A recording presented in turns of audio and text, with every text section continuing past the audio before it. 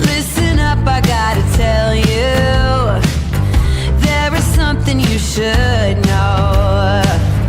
I have never really liked you at all. I cannot hide it anymore.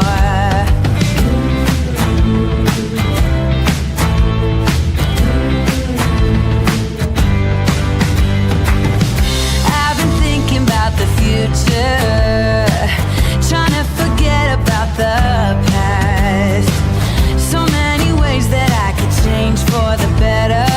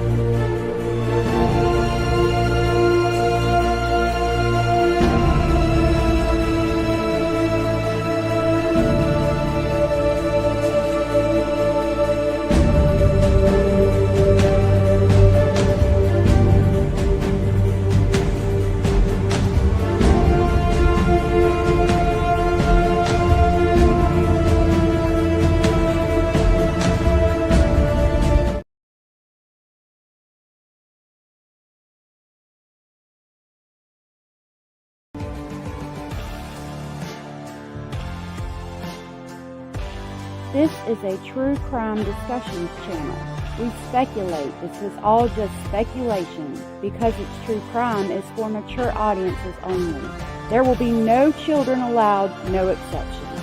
Everything on this channel falls under fair use. Please remember to like, comment, subscribe, and share. It's free. Hey y'all, happy Halloween. It's Halloween. It's Halloween. Yay. So good to see y'all here. Thank you for being here. I'm currently trying to upload the body cams on my Patreon, and I got one that's wanting to be ridiculous. So I'm going to have that. I'm going to figure it out and have it up by the end of today's episode. I know some of you wanted those body cams to do with what you will. Thank you so much for being here. Shelby, thank you for saying hey to everybody quickly. Chow came in and gifted $5 and said happy Halloween and shared a pumpkin basil ghost, a goose, and a celebration emoji. And that was so very sweet and supportive of you. And I greatly appreciate that so very much. That was so very sweet of you. Thank you so much. And then Cara gifted 10 Speculation Station memberships, which was so very sweet and supportive of you. Thank you so very much. You guys are amazing. Thank you so much for the support. I hope you all have a great Halloween. Those memberships that Cara gifted went to Piloa's mom, Michelle Marsh, Chicky, Mind the Gap, Healing Time, Need Some Z's, Jessica Carranza, Dirty French, and Beanie Boomer. If you guys were gifted from Cara and you are aware you were gifted, please tell Cara thank you. Thank you again, Cara. That was so very sweet of you. I will grab the haunted train to pick y'all all up on the way to Speculation Station. Thank you so much.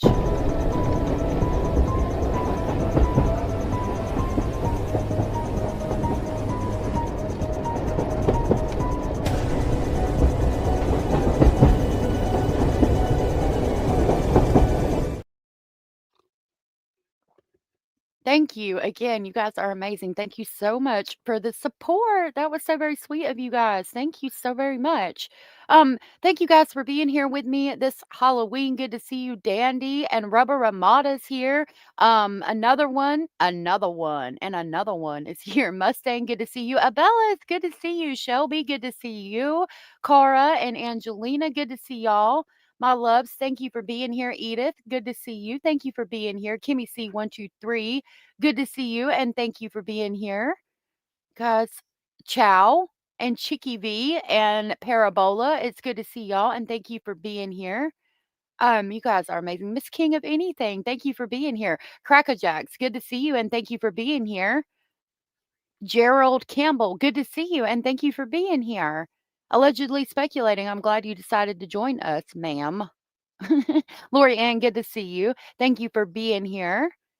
You guys are amazing. Thank you for coming and hanging out with me on Halloween. Skies, thank you for being here. Gigi, thank you for being here. One sunny day, thank you for being here. You guys are so amazing and so very sweet. I'm excited to do this live with you guys on Halloween. Wow, good to see you. Hello from Georgia. Hello from North Carolina. Currently. Soon it will be from somewhere else. Snarky Pants, good to see you. Good to see you. Hello, hello. I love you guys too. I love our speculating family so very much.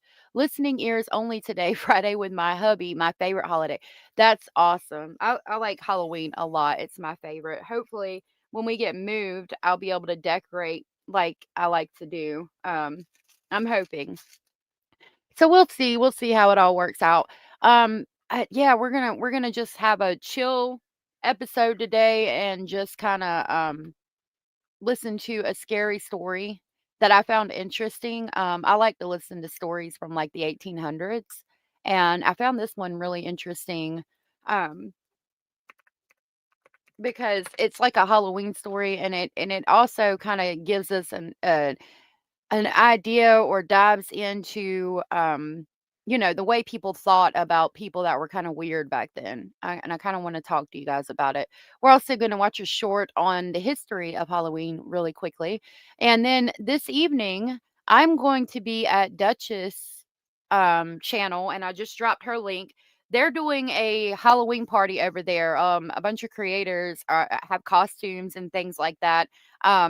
It's the Halloween bash that she does every year, and so I'm excited to see what costumes they have. I'm definitely going to be in chat, so hopefully you guys can join me over there this evening if you feel so inclined to do so. And there's the link if you guys have not subscribed to Dutchess. She is great. Cara said, I binged the Terrifier movies the other day and they're so bad they're great. Very gory though. Really? I've never seen those. I've never seen those. Scary movie binge? That sounds like fun. That sounds like fun. Parabola is I look at your profile pictures and that's how I know. Parabola is lateral spirit away. Lateral you spirit away? That's Parabola. Abelis. Okay. Hola, Kelly. Disdelicious. I like your name. Hola, good to see you. Nice to meet you. You see the production crew running away in some of the shots. Isn't it though? It's good. I know what you mean. Like they're so bad that it's kind of good. I know exactly what you're talking about. Yep. That's so cute. Okay, so I want to wait a minute. We had an update. Yes, we did have an update real quick before we get started. Melodee Buzzard, the girl missing out of California, who I don't know if you guys have seen. She was captured with her mama at the rent-a-car place, and she appeared to be wearing a wig, which was kind of weird. Evidently, yesterday, the sheriff's office served a warrant on her mother's house, another warrant. So I wanted to share this with you before we got started real quick, and then we'll get into the Halloween story that we're all just going to sit here and eat candy and snack and talk about. If you guys see Kim, Amber Nola, good to see you. Happy Halloween, my love. Happy Halloween. If you see Kim, I know her and her grandson's birthday is today. I have a video for them. All right, let's see what. Hey, Cindy from sunny South Florida. Hey, JDR. Did I miss you, JDR? I did. I have seen one of my dead cats. The dead cat of my friend also appeared to me. Oh, wow. Isn't that interesting? I said it correctly. Yay. Yay. I was at the Dutchess Nonsense Caramel Popcorn dual stream. Ooh, yeah, they get on there and they cook. Hey, Bethina. I think that's you, Bethina. They get on there and they cook and it's good. Hey, Kalisa, good to see you. Happy Halloween. Happy Halloween. Okay, so here's our quick update on the warrant being served at Melodee Buzzard's mother's house yesterday. Okay, on Thursday, October 30th, that's today, 2025, sheriff's detectives, along with the FBI, served follow-up search warrants at the home of Ashley and Melodee Buzzard in the 500 block of Mars Avenue, as well as a storage locker and the rental car that Melodee was last seen in anticipation of the need for access to the residence during the search for an extended time. Detectives escorted Ashley to an alternate location that would not interfere with their ability to conduct a thorough search. This case, according to the sheriff, remains a missing person investigation. There have been no arrests made in the case, but now we know that the intensity of the investigation has been turned up tonight. Why won't she speak? We'll have more on. That's a mental health thing, but I hope Melodee's okay. So this is a statement from the Santa Barbara County Sheriff's Office, and it reads, on Thursday, October 30th of 2025, sheriff's detectives, along with the FBI, served follow-up search warrants at the home of Ashley and Melodee Buzzard in the 500 block of Mars Avenue, as well as a storage locker and the rental car that Melodee was last seen in anticipation of the need for access to the residence during the search for an extended time. Detectives escorted Ashley to an alternate location that would not interfere with their ability to conduct a thorough search. This case remains a missing person investigation, and there have been no arrests made in this case. No arrests made in the case, but now. Wouldn't it be nice if we found out today that, she cracked and told them the residents in Nebraska that Melodee is residing at, or something to that effect. Like, that would be so awesome.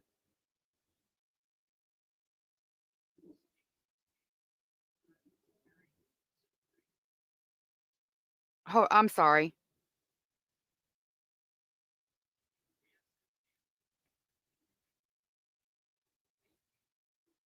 I'm sorry, I got a text message. I apologize.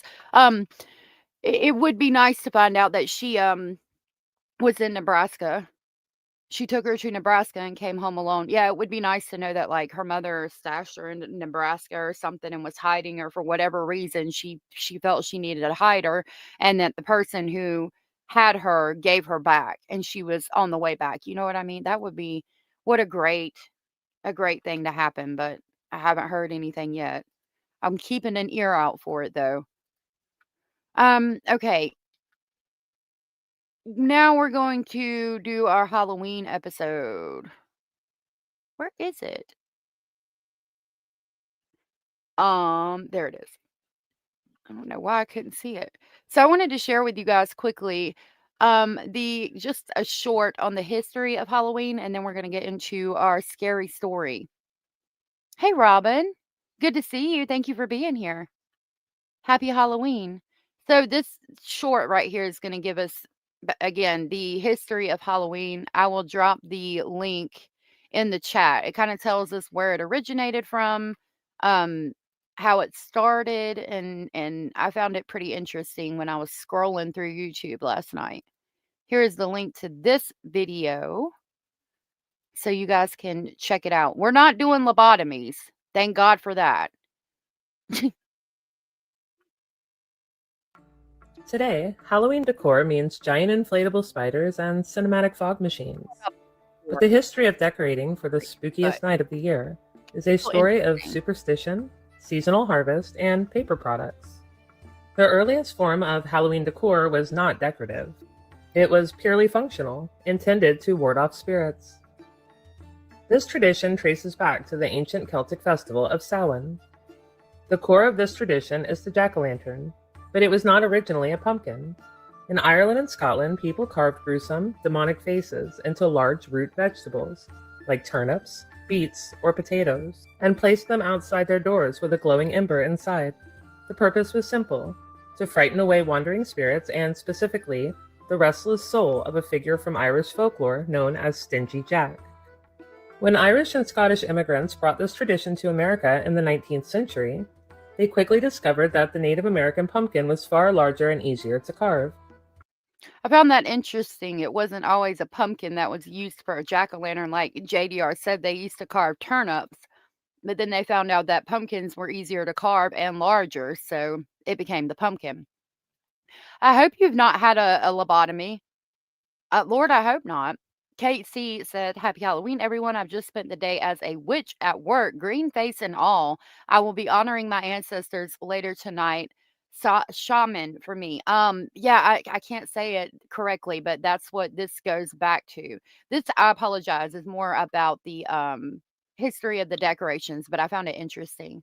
I made a big bowl of jelly and put packs of candy for the kids to pick out and jars of candy. That's awesome. It was always a turnip for you. Really? I would think a turnip would be hard to carve. That's interesting. It's always been pumpkins as long as I've known. Thus, the pumpkin replaced the turnip, and the modern jack-o'-lantern was born. By the late 19th century in America, Halloween had evolved from a spiritual observance into a social one, primarily driven by large, formal Victorian parties. The decor reflected this shift.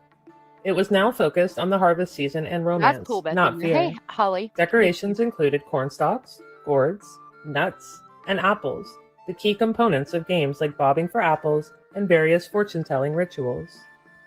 The colors were rustic: gold, brown, red, and orange.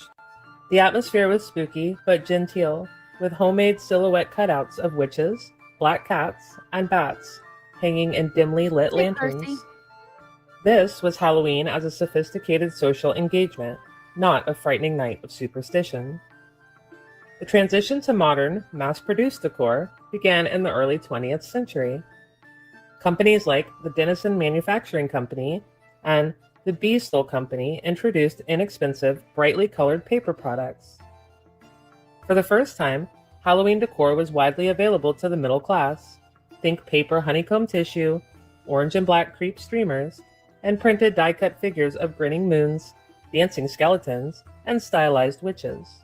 This imagery was cartoonish, moving the holiday away from genuine horror to fun, manufactured spookiness. See, I like Christmas decorations and Halloween decorations. I like to decorate in the style of like what you would have seen at like the early 1900 to 1920. The way they drew like the Santa Claus, and it usually like for Christmas decorations, like the deer was a big thing, like little fawns, and like the jack-o'-lanterns and things. I like that kind of like the paper product stuff. I love to decorate with that kind of stuff, not the more modern stuff. Following the mid-century rise of trick-or-treating and the popularization of television specials, Halloween became the retail powerhouse we know today. Transitioning from paper products to plastic blow molds, and then finally to complex animatronics we see at places like Spirit Halloween, proving that the desire to decorate for the spooky season has a deep and continuously evolving history. So I found that interesting. Grab your Christmas ornaments and some watch Halloween him. garden. I'm gonna mute it and we can watch it for a second. He does pretty good decorations, like from the Dollar Tree. But I found it interesting to learn about, the decorations and where it came from. I did see a video on the history of Halloween. It's about a 15-minute video that we can watch if y'all are interested in that. And I can go ahead and get to the spooky story. We can watch that first and then watch the history of Halloween after that. Cara said, I have a stick on zombie and skeleton in my window right now of my house, and I'm leaving them up for Christmas. I'm going to put a stick on the tree in between them and Santa hats. That's awesome. Yes, Kalisa, I love the old-fashioned stuff. My scariest thing as a kid was the Michelin Man. I was born in France, and the freak was everywhere. Oh, my God. The Michelin Man's funny. Oh, this is an hour-long one. Lord have mercy. I'm not doing anything that takes me an hour to make it. Let me see what this is, the end of it. Oh, I guess it's a couple of different things. Where's the end of this first one? What you making here, dude? Is that the same one? Oh, that's cute with the brooms though. Oh no, it was a look at that. Oh my gosh. That's pretty cool though. I like that. Christmas was Yule originally. Santa was Odin. Coca-Cola turned him red. Yep. They had the bad Santa, which was the Lord. We watched that movie every year at Christmas time. The bad one, and it's got the little gingerbread man that runs around and is like a little poop head, a little shithead, killing everybody. I forget the name of it. Krampus. Yes, thank you, Krampus. Krampus, that's it. Happy Halloween, Southern Cats. I forget that people are scared of clowns. Let me see.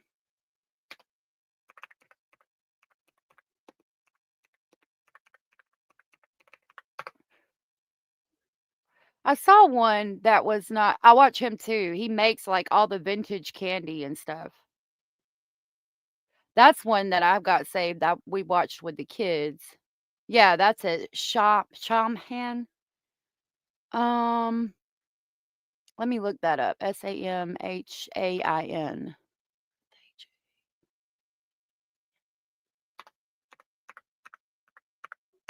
I don't want to watch like a really long video on it, but this is where Halloween originated. There's a 10-minute video. Let's see.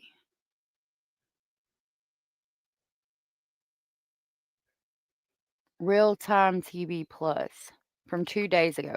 Halloween's Dark Roots. Sounds good. Bones of the year, waiting for their season to come around again. Halloween is one of those stories. It's a night of masks, mischief sweets begged from strangers' shadows that dance a little too eagerly in the corners of your eyes. But this story did not begin with plastic skeletons bags of candy corn. It began a very long time ago, more than 2,000 years past, with a people called the Celts. They lived in lands that we now call Ireland, the United Kingdom, northern France. For them, this time of year was not a holiday. It was the end of summer's light and the beginning of winter's long, dark night. They called it Samhain. The Celts believed that the world was not as solid as it seems. They believed there were places and times when the veil between our world and the other world grew thin, like worn fabric. Hold on. Let me ask Mr. Speculating. Hold on, Kalisa.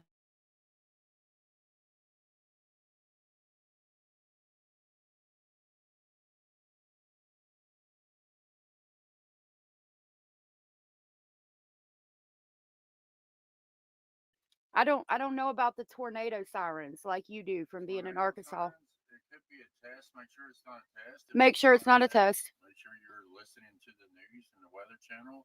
Get to a lower part of your basement or somewhere where there's more walls around you and possibly a tub. If you're above ground, like if you don't have a basement, get in a tub and throw a mattress over the top of you. Okay. Seek shelter. Okay. Make sure it's not a test. If it's not, do everything. She said we don't have a basement. Get in a tub and put a mattress over top of you. I don't know about them. Okay. She said it's a test. Okay.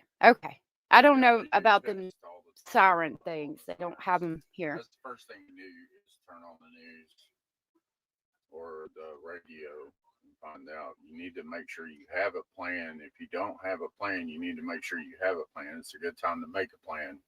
Okay. Since you didn't know what to do, you really need to have a plan. Okay. Perfect. Yeah. Here it's just like I've been told if you hear a train coming and a train's not coming, seek shelter, but that's not really enough time to do much. Okay. The night of October 31st was just such a time. Yeah, on this night, the border between the living and the dead blurred, so I knew he would know. Becoming porous and uncertain. Ghosts, they whispered, could walk among the living once more. This was a time of great power, but also of great peril. The spirits of the departed might return to their old homes, seeking warmth and company. Other, less friendly entities could also slip through the thinning curtain, bringing mischief, genuine harm to the precious harvest stored away for the cold months ahead. It was a night for looking forward, looking back. The Celtic priests, the Druids, felt the thrum of this power in the air. With the boundary to the spirit world so permeable, they believed they could more easily glimpse the threads of the future. They would build immense, sacred bonfires, their flames leaping into the black sky like grasping fingers. People would gather around these fires, their faces flickering in the orange light. They made offerings to their gods, sometimes burning crops, burning animals as sacrifices, hoping to earn favor and protection through the coming winter. It was a time. So it was a time of preparing for winter and sacrificing and to the gods. I'm assuming back then. And when the veil was thin between the living and the dead. Boo, Sam, good to see you. Time of deep reverence, a conversation with the unseen forces that shape their lives and their world.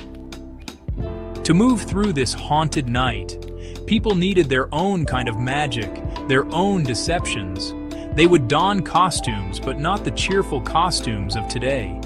These were made of animal heads, animal skins, primal and unsettling. The idea was simple, a piece of ancient, clever magic. If you looked like a spirit, the real spirits might mistake you for one of their own and leave you be. It was a form of camouflage for the soul. That's interesting. So they dressed as spirits because if the spirits thought that they were a spirit, they would leave them alone. I think All Souls Day is November 2nd because my youngest, here, her birthday is November 2nd. And people always tell me it's the oh my goodness. Hold on. This day. Let me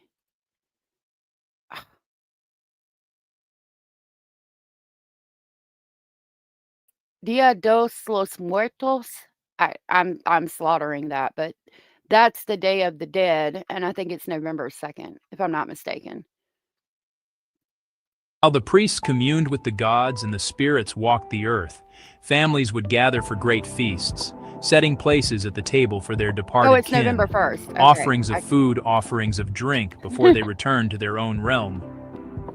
They did all this to keep the balance, you know.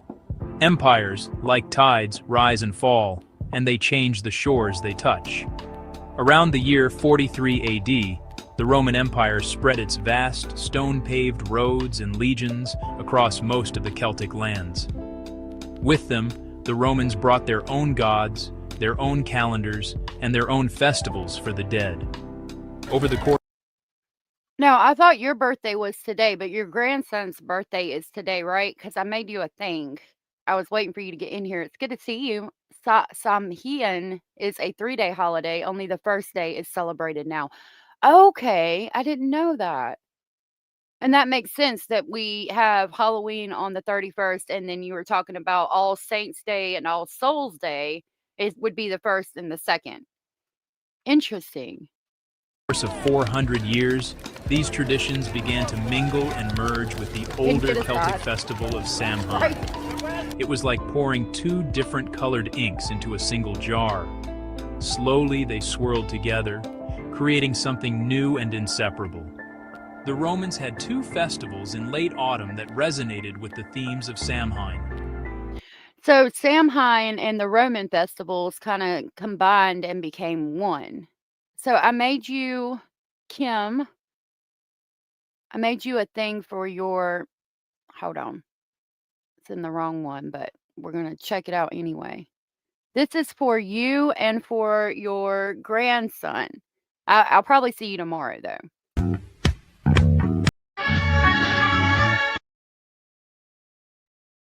I thought that was so funny. The little Halloween guy. Halloween birthday. Happy birthday to your grandson, and I'll tell you happy birthday tomorrow. All Souls Day Christianity. Thank you for that. I know. Happy birthdays to everybody whose birthday is today. One was Feralia, the other, Pomona. Yeah. Her symbol was the apple, a distant ancestor of bobbing for apples, a strange and joyful baptism in the spirit of the harvest. Then came another great change, a change not of armies, but of faith. Yell at me. As Christianity spread, the church was pragmatic. It understood that it was easier to redirect the river of belief than to dam it completely.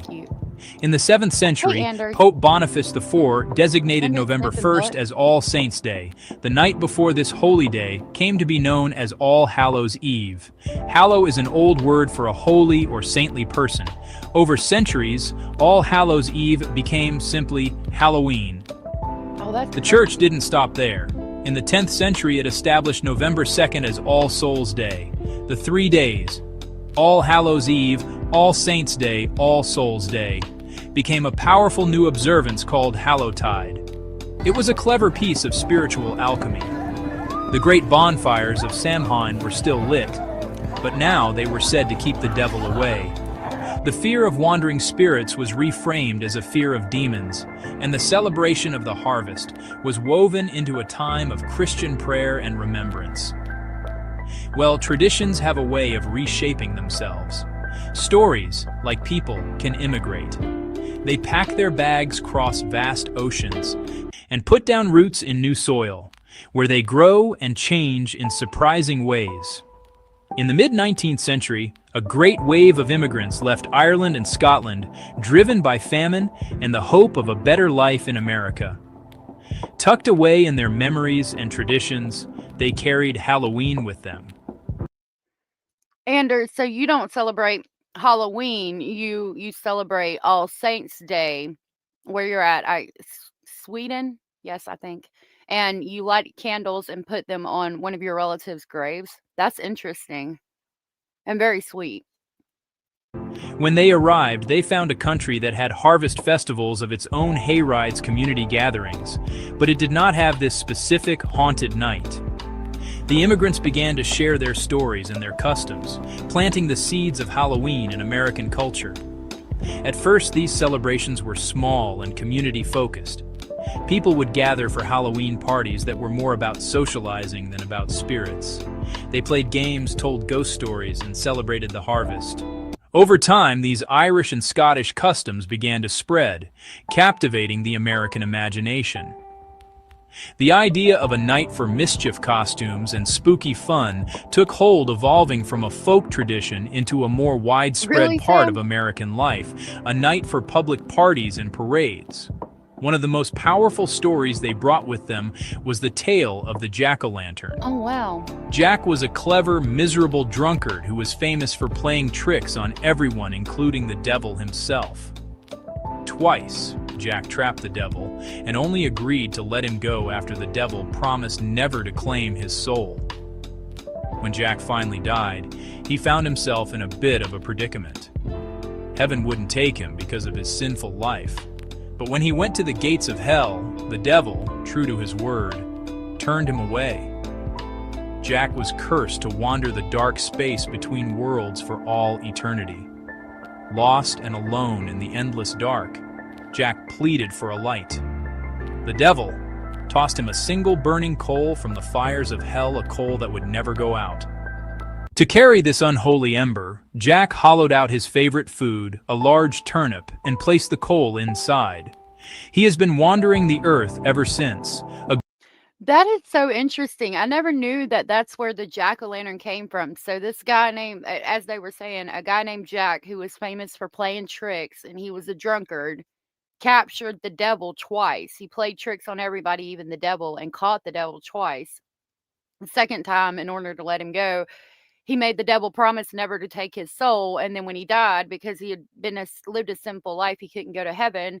And when he went to the gates of hell, the devil wouldn't take him because he was true to his word. So he threw him a coal, and Jack put it in a turnip, and that's where the jack-o'-lantern comes from.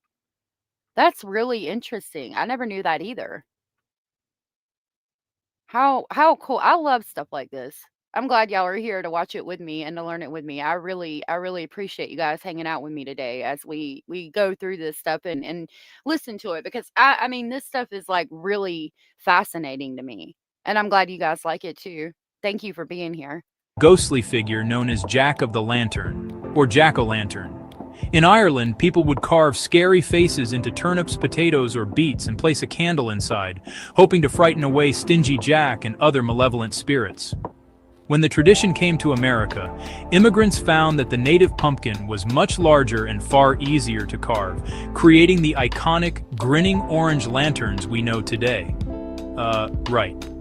The story of Halloween continued to change as it settled into its new American home. By the early 20th century, the holiday had a bit of a wild streak. The mischief of guising had turned into widespread vandalism and pranks. Good to see you. Thank you for stopping in. I'm glad you're here. It's good to see you. I saw you were live this morning. I'm gonna check it out later. I come in and out a little bit, and I made sure to hit the thumbs up. It's good to see you. Happy Halloween. Hey, Lovely Bones. Happy Halloween. So it's Jack's fault we're in this mess, said Dandy. I guess way back when he captured the devil. Some of which were becoming genuinely destructive.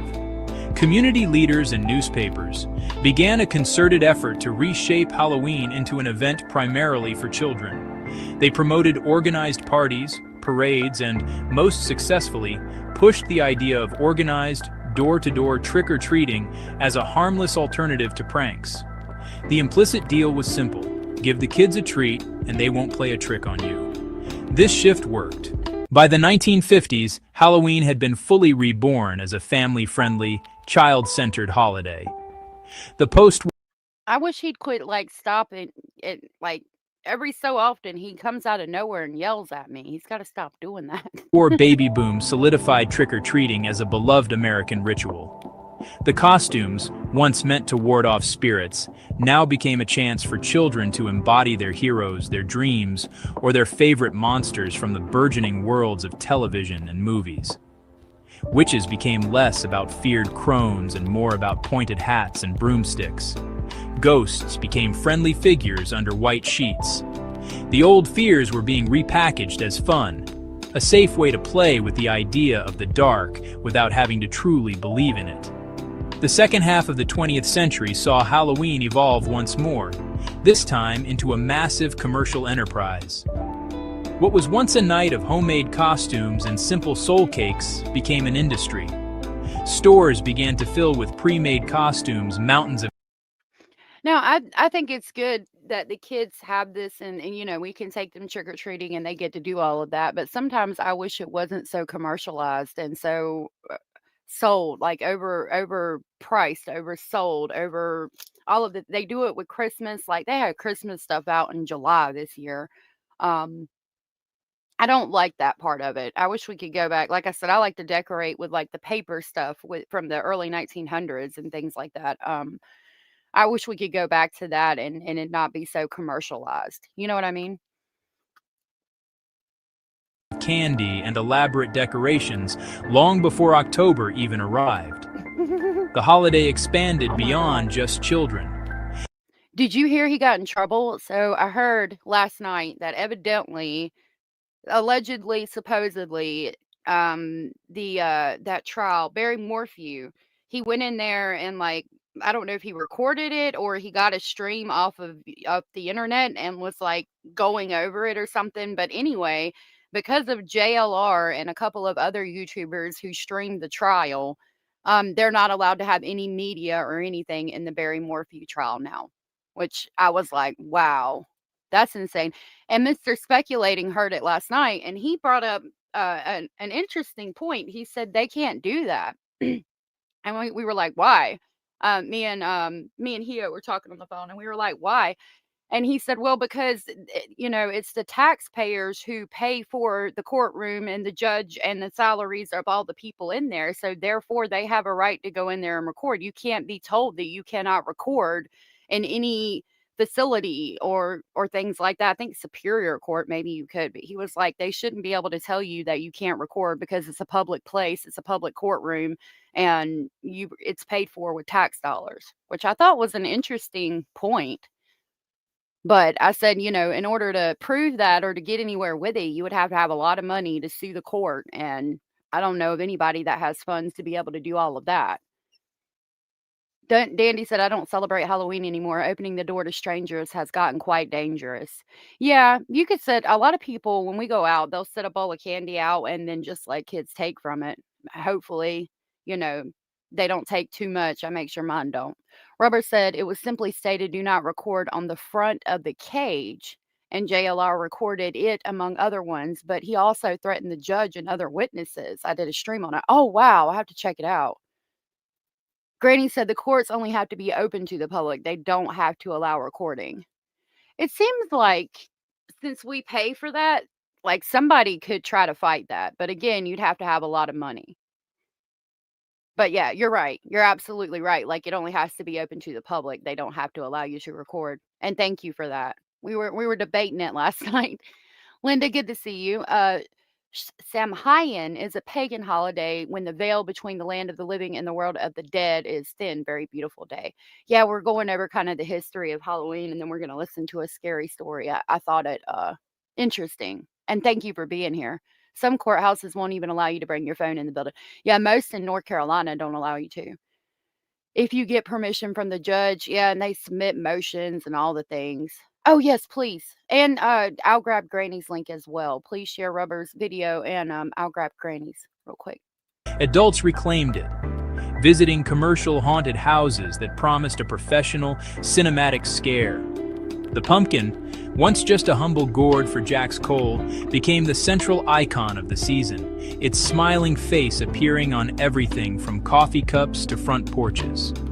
And so we arrive at today, October 25th, 2025, on the cusp of another Halloween. The holiday we celebrate is a beautiful, strange mosaic pieced together from fragments of the past.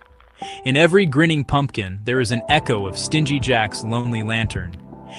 I really think that's cool. I just learning that about Stingy Jack and why we do the jack-o'-lanterns. I just dropped Granny's Watchings link. If you guys have not subscribed to her, please do so. She does live streams, and there have been some really interesting conversations that they've had about a lot of topics in our true crime community. I really enjoy it. And Rubber Ramada also just did a video on this situation with the court cases. And Hannah's going to drop her link. Oh, of course, of course. I appreciate you and everything you do and the conversations you have. You're very intellectual. I wish I was as smart as you are. Sometimes I'm like, wow, I wouldn't have thought of that. I appreciate you and your channel very much. And if you guys subscribe, you guys will too. In every child's cry of trick or treat, you can hear the faint whisper of you're medieval good. soldiers begging for cakes. In every playful mask, there is a shadow of the ancient Celts hiding from the spirits on Samhain night. It is a story that has been told and retold for 2,000 plus years, a night when we all get to play with the dark, remembering perhaps without even knowing it, a time when the curtain between the worlds grew thin. A short timeline of the story, 2,000 plus years ago, Samhain. The Celtic festival marking the end of summer and the thinning of the veil. Of course, Rubber, yeah, and I'm gonna check it out. I'm glad you did a video on it, and I'm definitely gonna check it out because I do want to learn more about that situation. So thank you for doing that. Granny said, first time I've ever been called intellectual and smart. Well, you are. You really are. I learn a lot from your panels that you have, and I appreciate you very much. Granny, Hannah said Granny is secretly British with her sarcasm.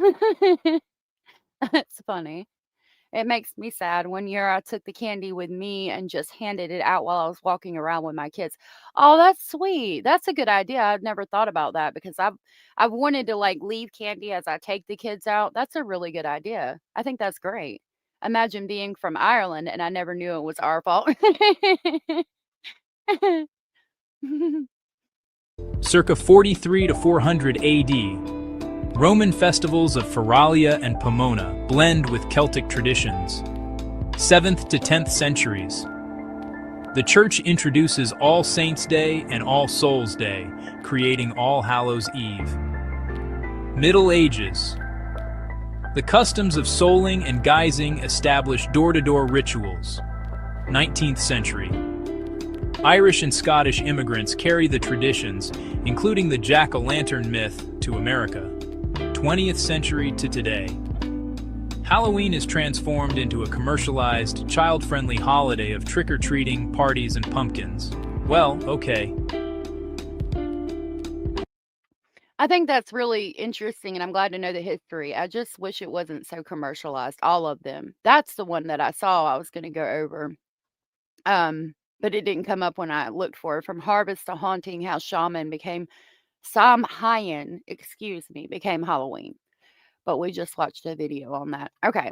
Now I'm going to pull up this story. Now this is a story allegedly from 1846, I do believe. And this guy, I guess he found them. It could be AI generated, but it sounded The year legit is to me. 1807. It's from Appalachia. And I heard it the other day and I found it really interesting, and it brought up a lot of concepts, a lot of things that were going on back then that don't happen now that I thought we could listen to and talk about. It's pouring here. We are getting the tail of the hurricane. Oh no, I hope it stops pouring before tonight when you take your kids out and everything, or when you have Halloween. It's my favorite. So many good memories with my mother. She used to make her own costumes and she was so good at it. My mother is the reason I love Halloween so much. That's so sweet. What a fond memory, Lovely Bones. That's amazing. Sewin? I knew I was slaughtering how it was pronounced. I had no doubt about that. And thank you for telling me. Okay, so I did drop the link to this YouTube channel. It's relatively new, I think. It's called The Last Portrait. And you guys can subscribe if you are interested in old stories. So this one is titled 1876 Appalachian Hills, The Macabre Curse of Margaret Hollis. A band mystery too dark to recall, it says. 1976, and in the Appalachian hills of West Virginia, something dark was about to forever scar the memory of a small, isolated community. That would be hilarious. The Appalachian Mountains have always held a unique atmosphere. Dense forests of oak and pine covered the valleys, while the morning fog crept across the slopes like a grey veil hiding ancient secrets. Back then, the region was still considered a frontier, a place where the law took days to arrive and where people solved their own problems, often in silence. Communities lived isolated from one another, separated by miles of narrow and dangerous trails that wound between rocks and deep ravines. Margaret Hollis. And it's still like that even now. I mean, there's a lot more people in Appalachia, but the people still handle their issues most of the time by themselves, and there's people out there that are very isolated. And you kind of have to, it's a way of living. Like, it's a whole different way of living, and I love it. I want to go back to the mountains so bad, but yeah, and that plays a part. The way people were so isolated. Sometimes people didn't understand things that were different. This was known to everyone in Tucker County, not by her family name, which was common, but by her commanding presence. A woman of about 32 with dark hair always tied back in a tight bun, eyes that seemed to pierce anyone who dared look directly at her. I think it's AI generated the photo, but I think the story's real. I'd have to look it up, but it seemed real to me. I mean, either way, they're really good at telling it. So Irish is impossible to pronounce. I have full Irish-speaking family. They might as well be speaking Chinese. Oh, no. Very ancient and beautiful. Someone did that to me, but I was riding a bicycle late at night. Thankfully, I had a good reflexes and didn't wipe out. Oh, my gosh. How scary. Margaret lived alone in a wooden house high on a hill, about 5 miles from the nearest village, Parsons. The property had belonged to her late husband, who had died 3 years earlier under circumstances no one liked to discuss openly. They said only that he had fallen off a cliff during a storm, but Margaret was no ordinary widow who sought compassion or help from her neighbors. She was self-sufficient in an almost disturbing way. She grew her own food, raised chickens, and hunted with an old shotgun that had belonged to her husband, and she rarely went down to the village. Hey, Kimmy. When she did, it was only to trade animal skins for salt, kerosene, or cloth. People greeted her with curt nods, but avoided much conversation. There was something about her that made one uncomfortable, a sense. Now, Linda, thank you so much for the super chat or super sticker. That was so very sweet and supportive of you, and I greatly appreciate that. That helps out so very much. Thank you so much. I greatly, greatly appreciate that. Yeah, never made a bra. Well, they didn't. I don't know that they necessarily. They would have had some type of bra back then. They weren't wearing corsets during that time, but they would have had something. I don't know why it's so scary for her to be self-sufficient. I mean, she was widowed.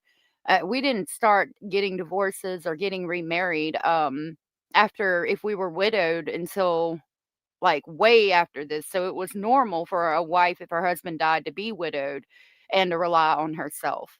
Self-sufficient in an almost unnatural way is off-putting for me, because I don't think that it's off-putting for someone to be self-sufficient. Is there a special train for Halloween? There is. It's the same one that we've been using, but I would love to play it for you. Thank you for gifting 5 memberships. Oh, yay. Those memberships went to Granny's Watching, Miss Kimmy, Classy Lass, Marie Montoya, and Kate S. If you were gifted from Rubber and you are aware you were gifted, please tell Rubber thank you, and I will grab the haunted train to pick y'all up on the way to Speculation Station. Thank you so much, Rubber. That was so very sweet and supportive of you. Thank you.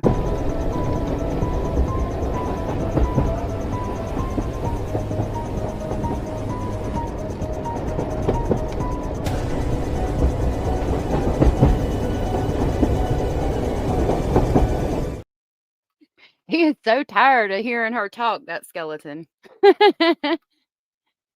Angela said that generation was so different and it would have been frowned upon. You think so? Kraka said Samhain is also November in Irish, and Noliag is December. They drummed it into us in primary school. That's really cool, though. I've always wanted to go to Ireland. I think that's really cool. Yes, thank you so much, Robert. That was so very sweet of you.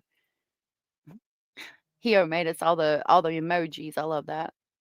Jackie was my mother's name, my favorite name in the world. Aw.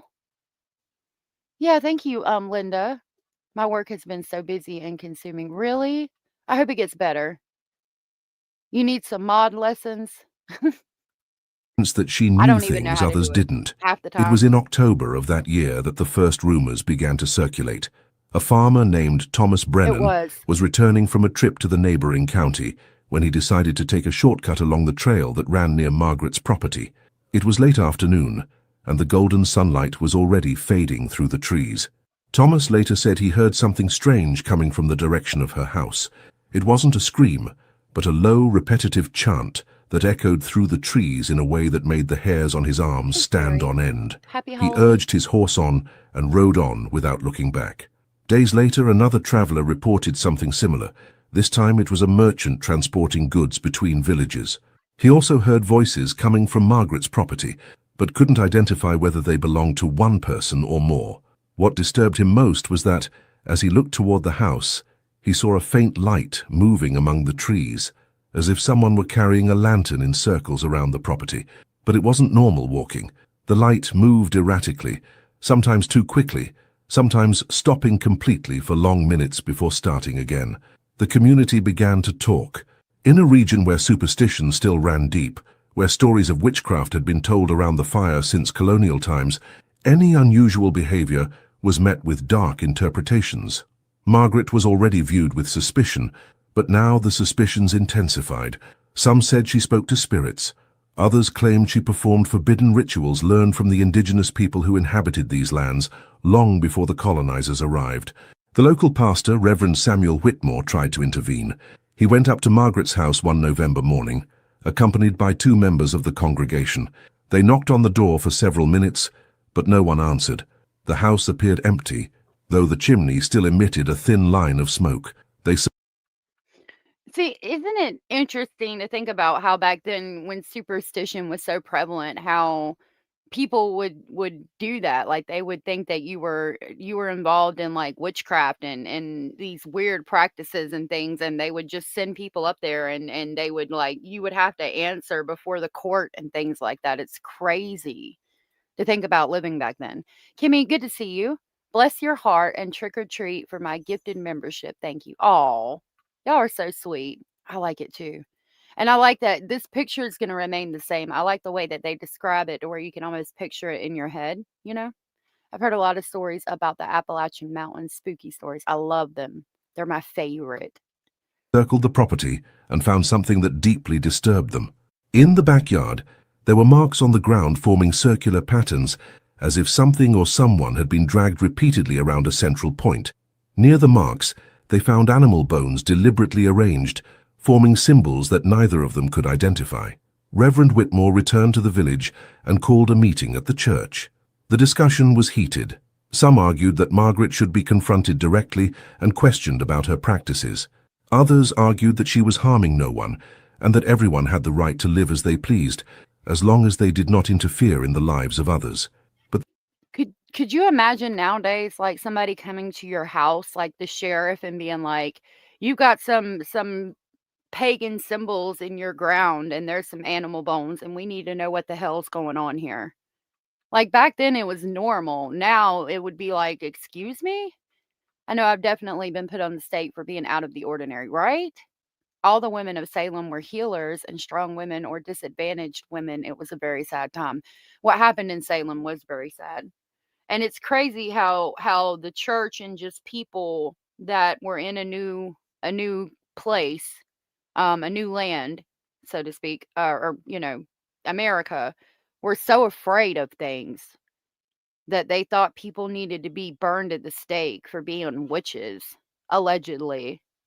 Like I wonder if I would have been considered a witch back then because I do herbal remedies and things, you know? there was a third, smaller, more radical group that suggested more drastic measures.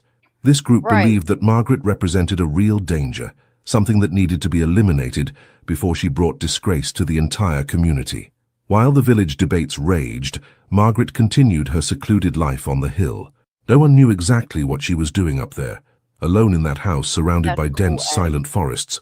But something was about to happen that would change everything. something that would shock the entire community and transform Margaret Hollis into a legendary figure of terror in that Appalachian region. Winter IDV quickly said our folklore has been studied and has no explanation, called Ozark Spook Lights, and I'm excited to be going to the Ozarks and learn more about that. Snarky Pants, oh my gosh, thank you so much for the $20. That was so very sweet and supportive of you. Thank you so very much. Snarky Pants says, happy Halloween, y'all. Happy Halloween to you too, sweetheart. Thank you so very much. I greatly appreciate that. You guys are amazing and sweet and supportive, and I greatly appreciate each and every one of you, and I really, it means a lot to me that you guys are hanging out with me today as we talk about, like, you know, scary stories and do like a little Halloween special. I really think that that's really cool, and it touches my heart that you guys would be here with me, you know, even when we're not talking about breaking cases or body cam or things like that. Thank you so very much. That was so sweet. Snarky, thank you for being here every day. Thank you, all of you, for being here every day and showing support. You guys, I love our group, our speculating family. You guys are amazing. Thank you so very much. Yes, natural healers, usually women. Yep. They are very interesting. Oh, thank you, Snarky. You're so sweet. Thank you. Arrived early that year in the Appalachians. In mid-November, the first snowfall blanketed the hills with a white blanket, making trails virtually impassable. Families hunkered down in their homes, stocking up on firewood and supplies for the icy months ahead. The region's natural isolation intensified further, and each property became an island surrounded by miles of snow-covered forests. It was during this period that Margaret Hollis did something completely unexpected. She rode down to the village of Parsons on a grey December morning, riding her old, skinny horse. People who saw her passing through the streets were surprised. Margaret hadn't been in the village for months, and her presence caused an immediate stir. She tied her horse in front of the general store and walked in with firm steps, ignoring the curious and suspicious glances that followed her. Inside the store, Margaret purchased an unusual amount of supplies: salt in large quantities, 3 gallons of kerosene, thick fabrics, needles, strong thread, and something that caught the eye of the storekeeper, a man named Henry Dodson. Margaret asked for chains, not thin chains for tethering cattle or hanging objects, but heavy chains, the kind used for dragging logs or securing heavy structures. Henry asked what she needed them for, trying to sound casual, but Margaret just stared at him with those dark eyes and replied that it was for solving a problem on her property. Henry sold the chains without further questions, but as soon as Margaret left the shop, he began telling everyone he met. The news spread. So, could you imagine being a widow back then? Everybody's already looking at you funny. You're doing these things, and we're gonna hear more. But like going down to the general store, as it was back then, to get your salt, flour, kerosene to keep your house warm when you're not burning logs that are covered by snow at this point, and buying chains, and even though they're heavy chains, being asked, you know, what are you gonna do with that? And knowing that the whole town has been talking about you. I think I would have had the same response. It's for solving a problem. Why do you ask? You know what I mean? Like, things were so different back then. Now, nobody would dare ask. I mean, and is that a bad thing? Because people have gone and bought axes and hatchets and things at Walmart, and we find out they're later used for crimes. I don't know. I don't think you should ask everyone who buys an axe or a hatchet what they're doing. I mean, but it was just different back then, and I couldn't imagine being asked, like, you know, being in her shoes at that time. Spread quickly throughout the village. What would a lone woman do with such heavy chains on a secluded hilltop during the winter? Speculation abounded. Some said she was building some kind of strange structure. Others suggested the chains were used in dark rituals. Some even believed Margaret was preparing for something terrible, something yet to come. The days passed and winter deepened. Snow continued to fall, and temperatures plummeted. Roads were blocked, and communication between villages virtually ceased. It was in this context of total isolation that the first disappearance occurred. A man named Jacob Mercer, who lived in a small cabin about 3 miles from Margaret's property, simply vanished. Jacob was an experienced hunter, known for his ability to track deer and bear even in the most adverse conditions. He lived alone, like Margaret, and would often spend weeks in the woods without any news. But this time was different. Jacob had promised his brother, who lived in Parsons, that he would come down to the village before Christmas to help him repair the roof of his house. Christmas passed, and Jacob didn't show up. The worry... Abella said, imagine the stories that will be told in the future about our time, and that's something to think about as well. That'll be interesting. Wolfpack said, if they're buying an axe, duct tape, rope, etc., I'm going to have some questions. Addie said, best movie, Pay the Ghost, Celtic, New York, Annie first settlement, blamed for the sickness. Oh, wow. And it's probably true. There's some things about Appalachia here in North Carolina that are kind of unexplainable, too. Brother waited a few more days before organizing a search party. When they finally made it up to Jacob's cabin in early January of 1877, they found it empty. The door was unlocked, the fireplace cold, and there were signs that Jacob had left in a hurry. His shotgun still hung on the wall, which was extremely odd, since no hunter would go unarmed in that wilderness. On the table they found a half-empty mug of coffee and a loaf of stale bread, as if he had been interrupted mid-meal. The search party followed the footprints leading from the cabin. The tracks in the snow led north directly toward Margaret Hollis's property. They followed the trail for about 2 miles, but then the tracks simply disappeared. There was no logical explanation. The tracks in the snow ended abruptly in a clearing, as if Jacob had been lifted from the ground or evaporated into thin air. Around the point where the track stopped, the snow was strangely disturbed, with circular patterns reminiscent of those found in Margaret's yard months earlier. The men in the search party were baffled. They argued among themselves, trying to find a rational explanation. Perhaps Jacob had retraced his steps, but there were no traces of a return. Perhaps he had been attacked by an animal and dragged away, but there were no signs of a struggle, no blood, no claw or tooth marks. It was as if Jacob Mercer had simply ceased to exist in that particular spot in the forest. News of the disappearance spread through the region like wildfire. Margaret Hollis's name began to be whispered even more frequently. Many believed she had something to do with Jacob's disappearance, though no one could explain exactly how or why. Some of the more superstitious began to speak openly of curses and witchcraft. They said Margaret had summoned dark forces that now prowled the forests, carrying away those who strayed too close to their domain. Could you imagine thinking back then that someone had actually summoned spirits that were now taking people into the underworld? Like, that's crazy. Dandy, JLR just went live. Guess there's been an arrest in the Micheal Vaughn case. There has. We can deviate to that real quick. I did make a post about it yesterday. I did find that very intriguing. And I'm going to try to see what I can find on it and talk about it. But I don't know how many people saw it. Quickly, it says, hey, speculating family, this case was before my time, but I know a bit about it. Praying that Micheal Monkey Vaughn finally gets justice. Go give this a like. We'll watch this real I've got quick. breaking news in the Micheal Monkey Vaughn abduction case. According to Missing PNW Crimes Revisited and Purple Phoenix on YouTube, who are very close to Brandy, Monkey's mom, and have been amazing advocates for Micheal. They just announced this on their channels, and I wanted to share it with you guys as we've... This is from Jay. It's for Justice podcast, and I dropped her link in chat. Been following Monkey's case for a very long time here. So take a listen. This is going to be from Purple Phoenix. The breaking news is Stacy Wander was set to be released from federal prison today. He did not get released, and he is on a hold, and he has been charged with first-degree murder for the abduction and Michael's murder.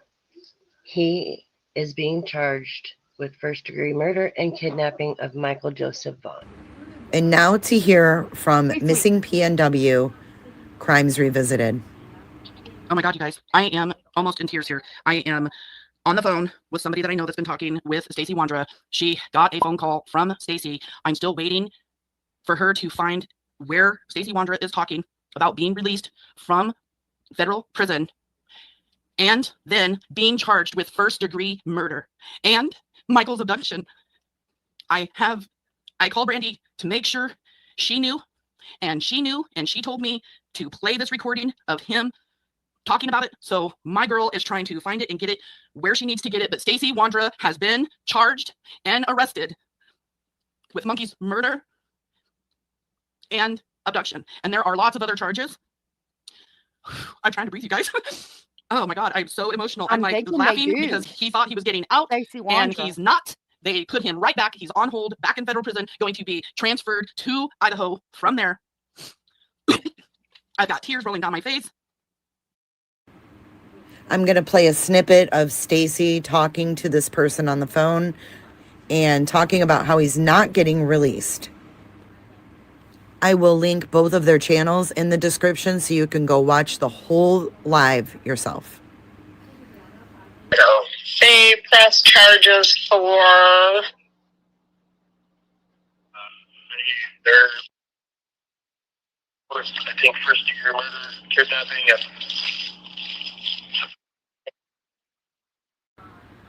I know that's really hard to hear, and I'm sure there's a better copy of it, but I wanted to get this out there because this has been a long time coming.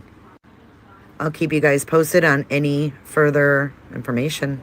Thanks for watching. So that was from Jay for Justice, and that is the update. Stacey Wandra has finally been arrested. And it had been questioned for a long time. What happened? Like everybody knew he was involved, but there had been no charges. And I mean, it's crazy. I'm gonna see what I can pull on that and see what we can find out. I didn't know much about it either. Okay, so to back this up, this woman is a widow living in the Appalachian Mountains, and nobody likes her. They hear chanting and lights from the property late at night. She went and bought chains from the store when she went to go get her goods to try to get through. And one of her neighbors went missing, and they're going up there to ask her some questions. They went searching. Nobody found anything except for footprints in the snow that went in a circle and then just stopped and didn't go anywhere else. There was no more footprints, just like a circle. They led to a circle and then there was no more. That was it. Like they disappeared out of the middle of the circle or something like that. So that's where we're at in this ghost story. They abducted him when he was outside trying to find friends to play with. Monkey would be 10 today. He was abducted at 5 years old. Thank you for that. I knew that, but Stacey, like I had seen some body cam from him. Stacey had said that they abducted him and he was buried, or like told a bunch of stories and they could never get him. Something to that. Yeah, I'm glad the mother finally knows what happened, and I hope they have him and can lay him to rest. She needs justice for Michael. Corey said, Jay did a great job supporting Brandy and Michael's family through this tragedy. Yes, she did. I knew it was somebody else who was covering it. And I'm not going to say who because it really upset me because she had Brandy's number and would call. And the woman who has a YouTube channel it wasn't anybody that has been on the screen. I don't even think I've ever played any of their thing. It wasn't anybody that was in that video. But this person called Brandy and was like, I'm having a problem. I think her mods were putting out text messages or something. And this woman was drunk. And she was like calling Brandy, and Brandy wouldn't pick the phone up. And like it kept going to voicemail. And this woman kept calling and calling and calling. And so Brandy finally picks up the phone and she's like, it's Monkey Mondays, which is something she did with her family to remember Micheal Monkey Vaughn. And this creator goes, I know, I'm sorry, but let me proceed to lay all my problems on you. And I'm like, wow, bitch, really? You're calling the mother of a child who's missing with bullshit about your mods? Like, that's what we're doing? Really? So I knew that about it. I don't know much else about it. It was one of the drama queens. Yeah, but she's not very much talked about. There's a creator who's supporting the heck out of Stacey. I won't mention no names, but it makes me sick. That's crazy. Brandy got so ill, had to be hospitalized. I didn't think she was going to make it, but she's doing pretty good now. That's good to hear. I hope that she can finally lay her son to rest. She deserves it. The Tucker County Sheriff, William Garrett, was pressured to investigate. He was a pragmatic man who didn't believe in stories of witches or spirits, but he recognized that something was deeply wrong. In mid-January, Garrett gathered 3 deputies and decided to go to Margaret's property to question her directly about Jacob Mercer's disappearance. The climb up the hill was difficult. The snow was deep, and the horses struggled to make headway on the narrow trails. When they finally reached Margaret's property, the sun was already low on the horizon, casting long, distorted shadows across the landscape. The house seemed gloomy and silent, with only a thin line of smoke rising from the chimney. They dismounted and approached the front door cautiously. Sheriff Garrett knocked loudly on the door, identifying himself and demanding that Margaret open it. There was a long silence. Then, slowly, the door creaked open on its rusty hinges. Margaret appeared in the doorway, wearing a dark, worn dress, her hair loose around her shoulders, in a way none of them had seen her before. She said nothing, just stared at them with those piercing eyes that seemed to see right through them. Garrett asked if she knew anything about Jacob Mercer's disappearance. Margaret remained silent for a moment, and then a faint, almost imperceptible smile appeared at the corners of her lips. She spoke only one sentence, her voice calm and cold, making the men's blood run cold. She said that the mountains always exacted a price from those who disrespected them. If you're following this investigation, don't forget to subscribe to the channel and like it. Share this. And I have their link pinned to the top of the chat. Have you ever heard that? I've heard that. The mountains always take a price from you. Like they always exact a price. You will pay back any wrongs that you've done in the mountains. Story with those who enjoy true dark mysteries. Turn on notifications so you don't miss any details of this case, which will take us to even more disturbing places. Margaret's words echoed in Sheriff Garrett and his deputies' minds all the way down the hill. That cryptic line about the mountains taking a toll wasn't quite a confession, but it wasn't a denial either. It was something much worse, an insinuation that she knew exactly what had happened to Jacob Mercer, but had no intention of revealing it. Garrett tried to press Margaret with more questions that frigid afternoon. He asked if she had seen Jacob in the days before he disappeared, if she had heard anything unusual in the woods surrounding his property, if she knew of any reason Jacob would be walking toward his house. Margaret answered each question with long silences and blank stares, until finally she said she had no obligation to answer questions without formal charges. She was right, and Garrett knew it. Without concrete evidence, without witnesses, without even a body, he had no legal basis to arrest her or force her to cooperate. Before leaving, Garrett requested permission to inspect the property. Margaret flatly refused, saying that her home was her sanctuary and that no man would enter it without a court order. Garrett had no way of obtaining such an order at that moment, especially with the roads blocked by snow and the nearest judge days away. He and his deputies had no choice but to mount their horses and return to Parsons, taking with them only more questions than answers. The community received news of the fruitless visit with growing frustration and fear. If the sheriff, who represented law and order, couldn't get Margaret to talk, then who could? Jacob Mercer's disappearance put everyone on high alert. People began locking their doors more carefully and avoiding going out alone, especially at dusk. Mothers warned their children not to approach the trails that led to Margaret's Hill, and hunters began working in groups, never alone. February brought a brief thaw. The snow began to melt on the lower slopes, revealing the brown, muddy earth beneath. It was during this period that another strange event shook the community. A farmer named Edwin Thatcher, who lived with his wife on a property about 6 miles from Parsons, reported that for 3 consecutive nights he saw lights moving in the distant mountains in the approximate direction of Margaret's house. Edwin described the lights as resembling torches or lanterns, but they didn't move like people carrying lights. The lights floated, rose and fell, forming patterns in the darkness that made no sense. On the 3rd night, Edwin woke his wife, Martha, so she could witness the phenomenon as well. Martha confirmed that she had seen the lights, and they both agreed that there was something profoundly unnatural about their movements. The story spread quickly. Other residents began paying attention to the mountains at night, and several also reported seeing the mysterious lights. Some described hearing distant sounds coming from the same direction, like chants or wailing carried by the wind through the valleys. The atmosphere in the area became charged with tension and superstition. Reverend Whitmore resumed preaching sermons about demonic forces and the importance of maintaining faith in the face of the evil that stalked the hills. Then, could you imagine, like, hearing, I mean, and everybody talks. She probably heard that the preacher was preaching about demons in the hills and how to protect yourself. I mean, that's just crazy to me. But the interesting part is they're talking about lights that moved in a weird way, that kind of had no pattern to them, were weird.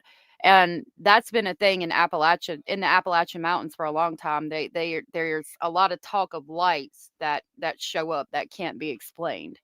Hey, little bit of Lisa, good to see you. Good to see you. That's awesome. I'm glad you had a good visit. Then Yay. came the second disappearance. A woman named Rachel Pemberton, who was in her 40s and living alone after her husband's death 2 years earlier, vanished without a trace. Rachel lived in a small house on the banks of a stream, approximately 7 kilometers from Margaret's property. She was known for her skill in making herbal remedies and often helped the sick in the community with her concoctions. Rachel was last seen on a Saturday afternoon, visiting the village to sell some jam jars and buy flour.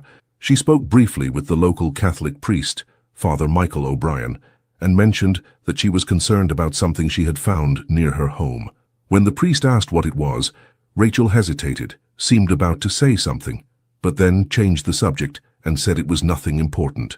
On Monday morning, a neighbor came to visit Rachel and found the house empty. The door was open, swinging in the wind. Inside, everything seemed normal except for one disturbing detail. On the floor of the main room, there were muddy tracks forming a circular pattern, as if someone had been walking in circles repeatedly. The tracks came from outside, entered through the door, circled the room several times, and then exited again. But there was only one set of footprints, and they didn't match Rachel's shoes. The neighbor ran for help, and soon a group of people were searching Rachel's house. They found her. Isn't that weird? They keep talking about, like, walking in a circle and then nothing. Trick or treat, smell my feet, give me something good to eat. That is a good movie. Her clothes still hanging out to dry, her bed made, food in the pantry. Everything indicated she intended to return. But when they followed the muddy footprints leading from the house, the trail led them to the creek bank and then disappeared into the rushing water. There was no sign of Rachel in either direction. Sheriff Garrett was called again, and this time he brought more men. They searched the area around Rachel's house for days, but found no clue to her whereabouts. The creek was explored upstream and downstream, but no body was found. It was as if Rachel had simply vanished into thin air, just like Jacob Mercer before her. The community was in a panic. 2 people had disappeared in less than 2 months, both living alone, both on properties relatively close to Margaret Hollis's hill. The connections were impossible to ignore. A group of citizens gathered at the church and demanded that the sheriff take drastic action. They wanted Margaret arrested, her home forcibly searched, and forced to answer for what was happening. Garrett was a lawman, but he was also pragmatic. He knew he couldn't arrest Margaret without concrete evidence, but he also recognized the need to do something to calm the increasingly hysterical population. He decided to organize a larger expedition to Margaret's property, this time with 12 armed men, including himself, 4 deputies, and 7 community volunteers. The expedition was planned for early March, as soon as weather conditions permitted. Garrett knew he was treading on delicate ground. If he found something incriminating on Margaret's property, he could finally bring justice to the victims. But if he found nothing, he risked turning Margaret into a martyr in the eyes of some, while further fueling the dark theories circulating about her. It was a risky gamble, but it seemed the only option left. As preparations for the expedition were being made, something else happened that would completely change the course of the investigation. A hunter named Daniel Foster was stalking a deer in the woods west of Parsons when he encountered something that left him paralyzed with terror. Hanging from a high branch of an ancient oak tree was a torn piece of fabric that he recognized immediately. It was part of the shawl Rachel Pemberton was wearing the day she disappeared. Daniel Foster stood motionless for several minutes, staring. Anders said, I used to give my neighbor's kids money. I would have loved coming to your house if I was a kid and getting money.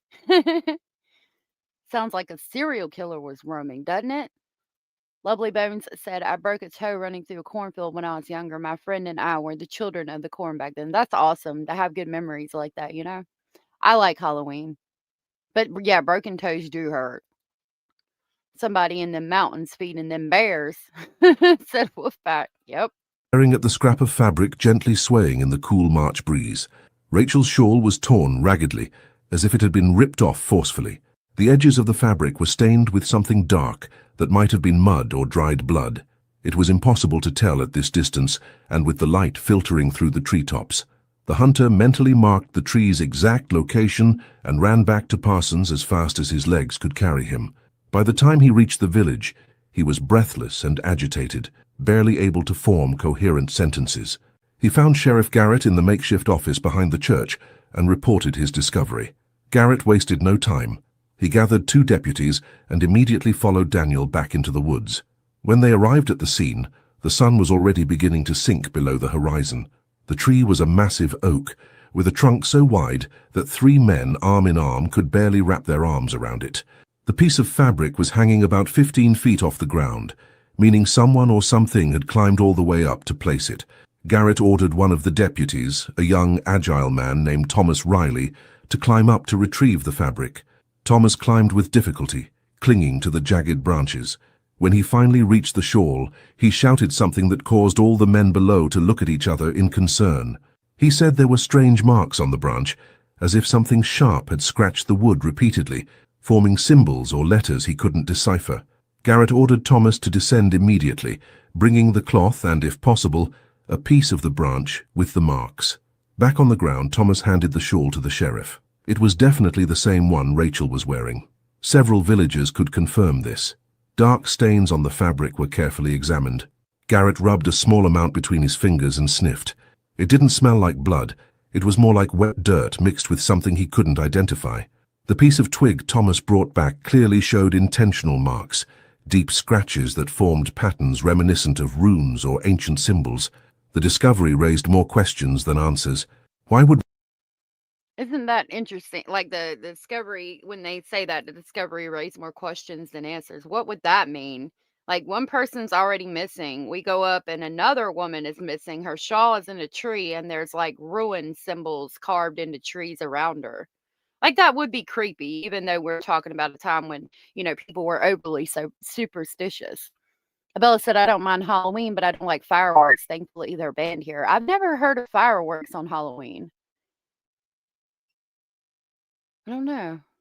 Yeah, somebody was really screwing with their neighbors, weren't they? Rachel's shawl be hanging in a tree miles from her home?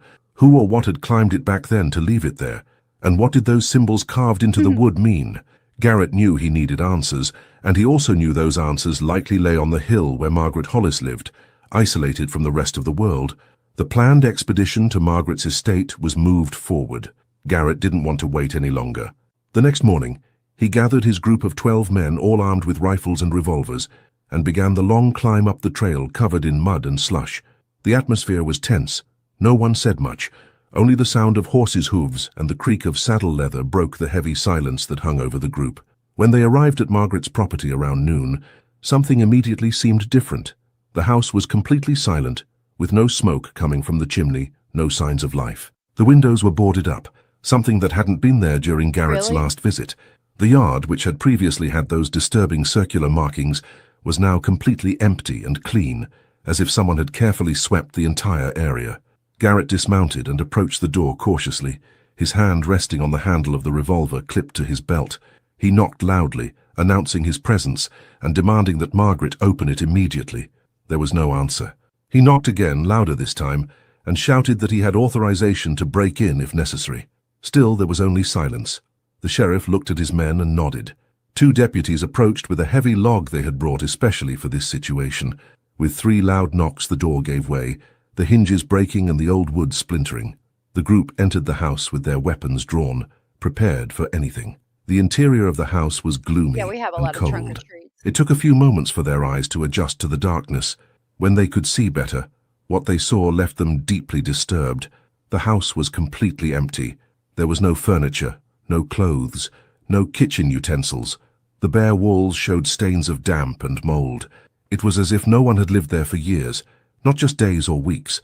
But what caught the most attention was the floor of the main room.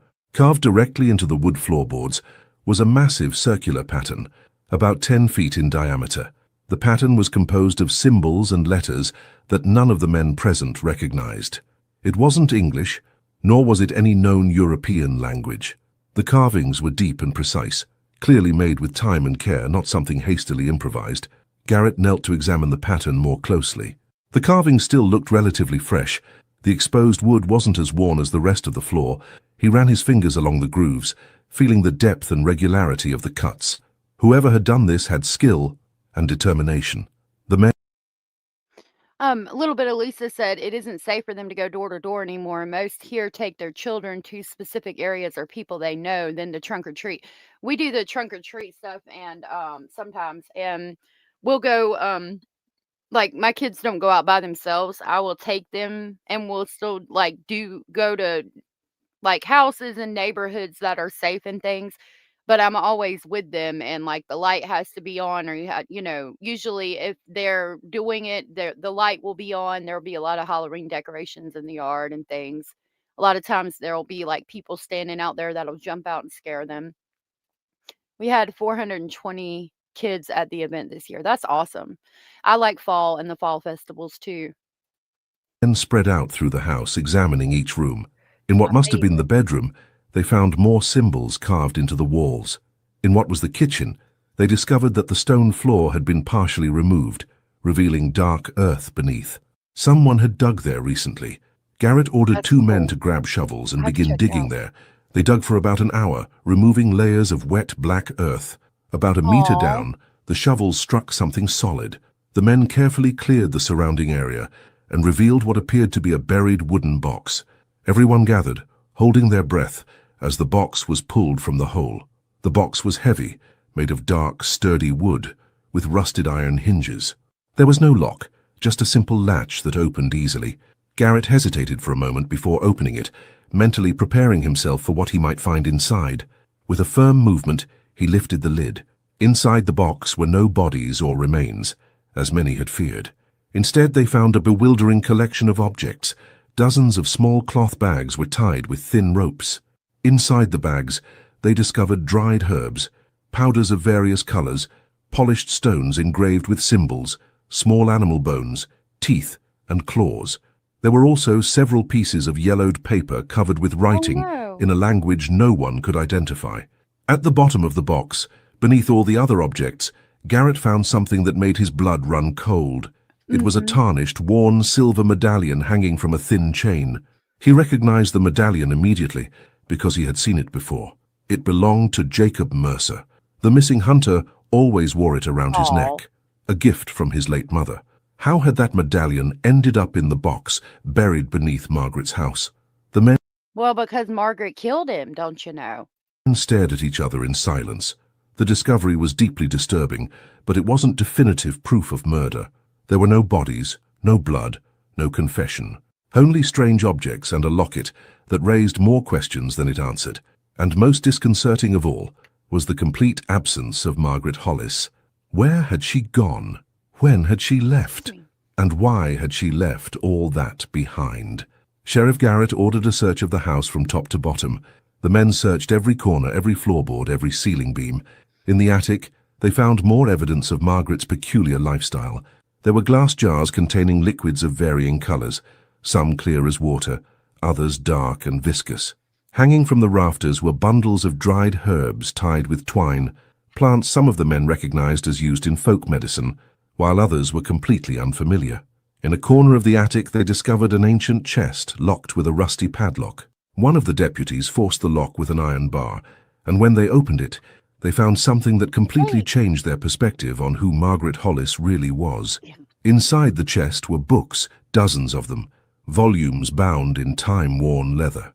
The titles were in Latin, French, and Old English. They were treatises on botany, astronomy, natural philosophy, and most disturbingly, on practices the church would classify as occult. Garrett leafed through some of the volumes carefully. The margins of the books were filled with handwritten notes, likely written by Margaret herself.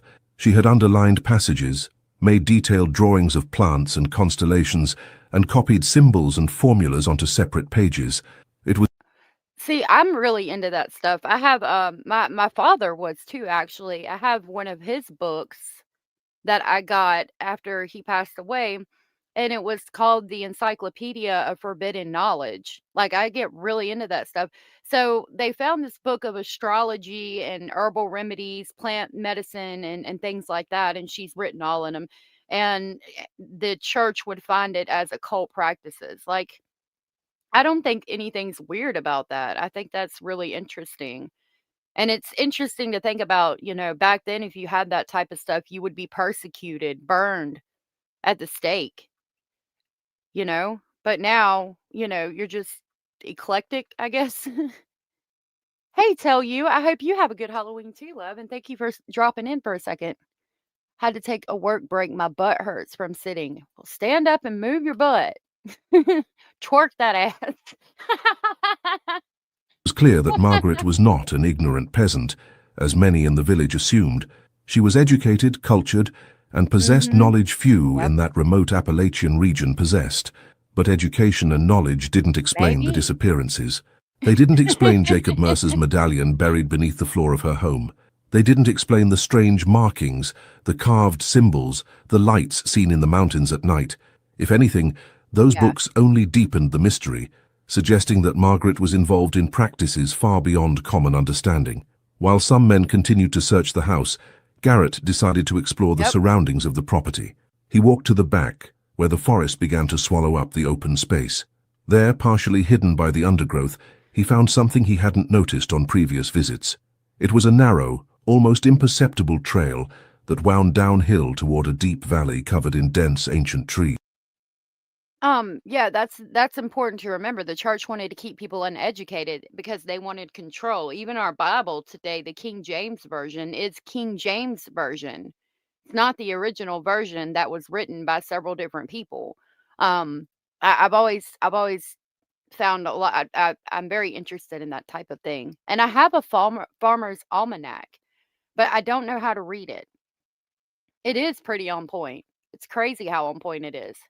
Yep, they wanted us to listen to their way and their way only. And while I like the book of Proverbs and the book of Psalms and things like that tell you how to live, it's very like, follow your husband is the leader of the house, all of that. I don't feel like that's something Jesus or God wanted necessarily in there. That goes back to, again, control of the church. I want to know what was in there before all of that, Very churchy people get pretty heated when you quote scripture when they're wrong. Yep, they do. For everything that you quote that you think you're right on, most of the time, there's also a verse that says the opposite. I mean, you could go back and forth with people all day and they do get mad. My great-great-grandma's big old book of remedies, recipe for illness. I would love to see that, Addie V. My grandparents, very religious, used to discuss if almanac was witchcraft. Really? And it's totally not. It's a way of, like, they know through the stars and astrology and things like that and predictions, but I don't. It's interesting that people used to think that. I really get into that stuff. There were hedge schools in Ireland for Irish people because the education was forbidden by those who took over the land. They were highly skilled people, musical, etc. Really? They did that here with the residential schools for Native Americans. It was awful. Those who seek to control others often want to keep them uninformed and uneducated. That's why, yeah, like slaves would get beaten. House slaves who would be in there like and try to learn as the parents were teaching the children how to read and write, and they would watch or be in the room, and if they were caught reading or writing, they would beat them, which is awful to think about. I mean, they would beat them for anything. It's just awful the way things were. I think the church and state have always been connected. Yep, I think so too. The sheriff called 3 of his men and decided to follow the trail. The path was steep and treacherous, Me too. covered in exposed roots and loose rocks. They descended carefully, using branches for balance. After about 20 minutes of difficult walking, the trail led them to a small secluded clearing, completely surrounded by trees so tall they nearly blocked out the sunlight. In the center of the clearing stood a structure that made all the men stop in their tracks. It was a sort of altar made of stacked stones about a meter high. On the altar were dark marks that could have been fire residue or something more sinister. Around the altar, arranged in a perfect circular pattern, were wooden stakes driven into the ground. From each stake hung a different object: animal bones, scraps of cloth, small bags containing unknown substances. Garrett approached the altar with extreme caution. He examined the markings on the surface of the stones, trying to determine their nature. The dark... I think one is the study of the stars and what they mean, and the other one is the study of like planets in or space in a scientific way.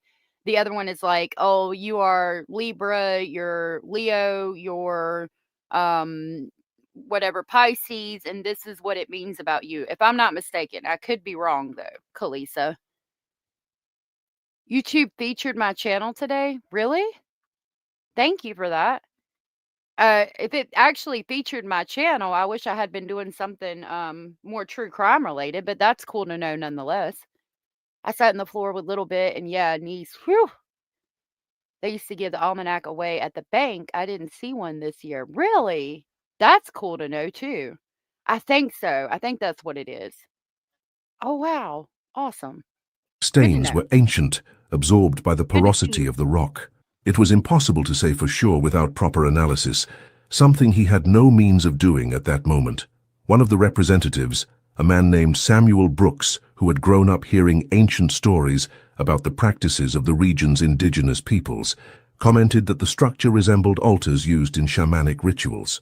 He explained that some tribes who inhabited the Appalachians before colonization believed that certain locations in the mountains were portals or points of connection to the spirit world. They made offerings, performed ceremonies, and believed they could communicate with forces beyond human comprehension. The idea that Margaret was practicing some form of these ancient rituals was both fascinating and terrifying. If she truly believed she had power over occult forces, how far would she have gone to cultivate or maintain that power? And what did this have to do with Jacob Mercer and Rachel Pemberton? As they searched the clearing, one of the men called out from a distant spot. He had found something at the edge of the vegetation.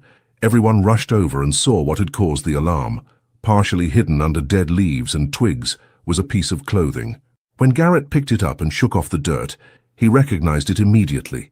It was the hunting shirt Jacob Mercer was wearing the day he disappeared. Several Parsons residents could attest to this, as Jacob always wore that particular shirt, made of thick wool with a distinctive red and black plaid pattern. The shirt was ripped in several places, but there were no obvious signs of blood or violence. It looked more like it had been removed or ripped off in a hurry. Garrett folded the shirt carefully and stored it as evidence.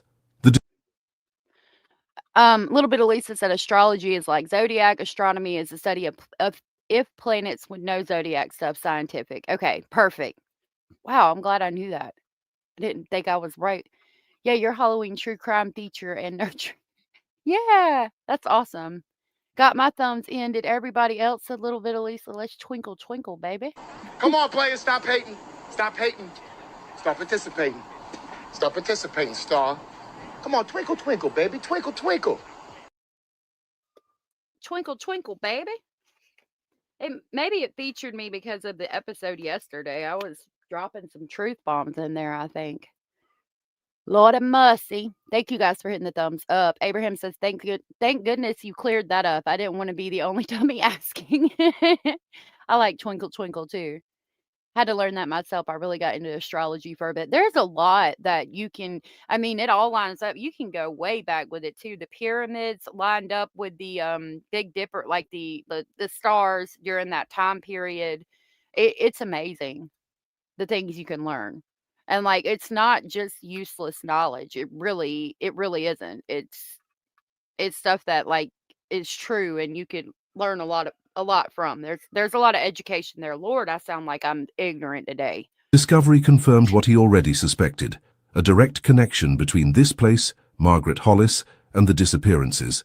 They spent another hour exploring the area around the clearing, but found nothing more significant. By the time they began climbing back to the house, the sun was already low, and the temperature was dropping rapidly. Back at the main property, Garrett gathered all the men and announced that they would stay there for the night. He wanted to make sure they hadn't missed anything important, and there was always the slight chance that Margaret would return. They lit a fire in the backyard and took turns keeping watch. Well, I mean, the twist that's coming up is actually pretty interesting. Addie B said, "Oh my God, I've become such a true crime addict that I'm in here making up theories that she didn't do anything bad. He probably tried to like SA her, knowing she's up there all alone." What actually is going to happen? I didn't see coming the first time I heard it. It's pretty interesting. It's not that, but it's something else pretty interesting. Vast study for astrology, amazing facts. Yep. I don't know much about astrology or astronomy, but I know the full moon can occasionally turn me into a lunatic. Appalachian night was eerily quiet at that time of year. There was no chirping of crickets or frogs, no distant howling of coyotes. Just a heavy, oppressive silence that seemed to stifle any attempt at conversation. The men huddled close to the fire, warming their hands and avoiding staring too long into the darkness around them. Around midnight, something happened that made all the men immediately reach for their weapons. From deep in the forest, coming from the direction of the clearing where they had found the altar, a sound emerged. It wasn't an animal sound, nor a conventionally human one. It was a low rhythmic chant, echoing through the trees in a way that distorted its origin. It seemed to come from everywhere at once. The men stood frozen, listening. The chanting continued for several minutes, rising and falling in pitches that followed no recognizable melody. Then And like in the mountains, there are certain places that you can stand and you can be talking, but it echoes in a way that it sounds like the person could be like a mile or two away from you, but because of the way where they're standing and the acoustics of the actual mountains, it echoes, and you can hear their conversation clear as day if they're just talking like I am now, and like you could be a mile or two away. It's pretty interesting. So when they say things like that, they heard a chant coming from everywhere. It it it makes me think of these things, and I find it really interesting. What is it? You can mention it. Yeah, we're just chilling today. We're just having a chill stream, listening to ghost stories. The ER started getting crazy a day or two before the full moon. So many stories. Oh yeah, it's crazy. There's more crimes committed too during a full moon.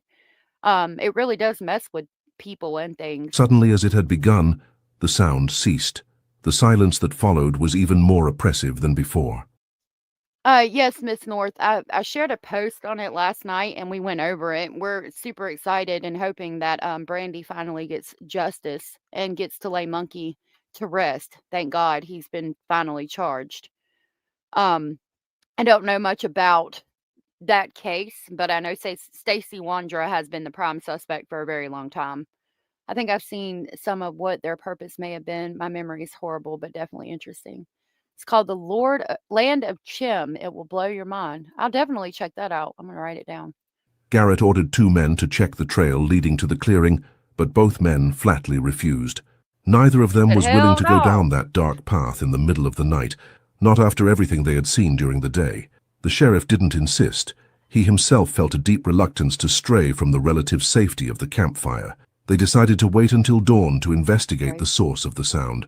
The rest of the night passed slowly, with the men alternating between restless dozes and tense vigils.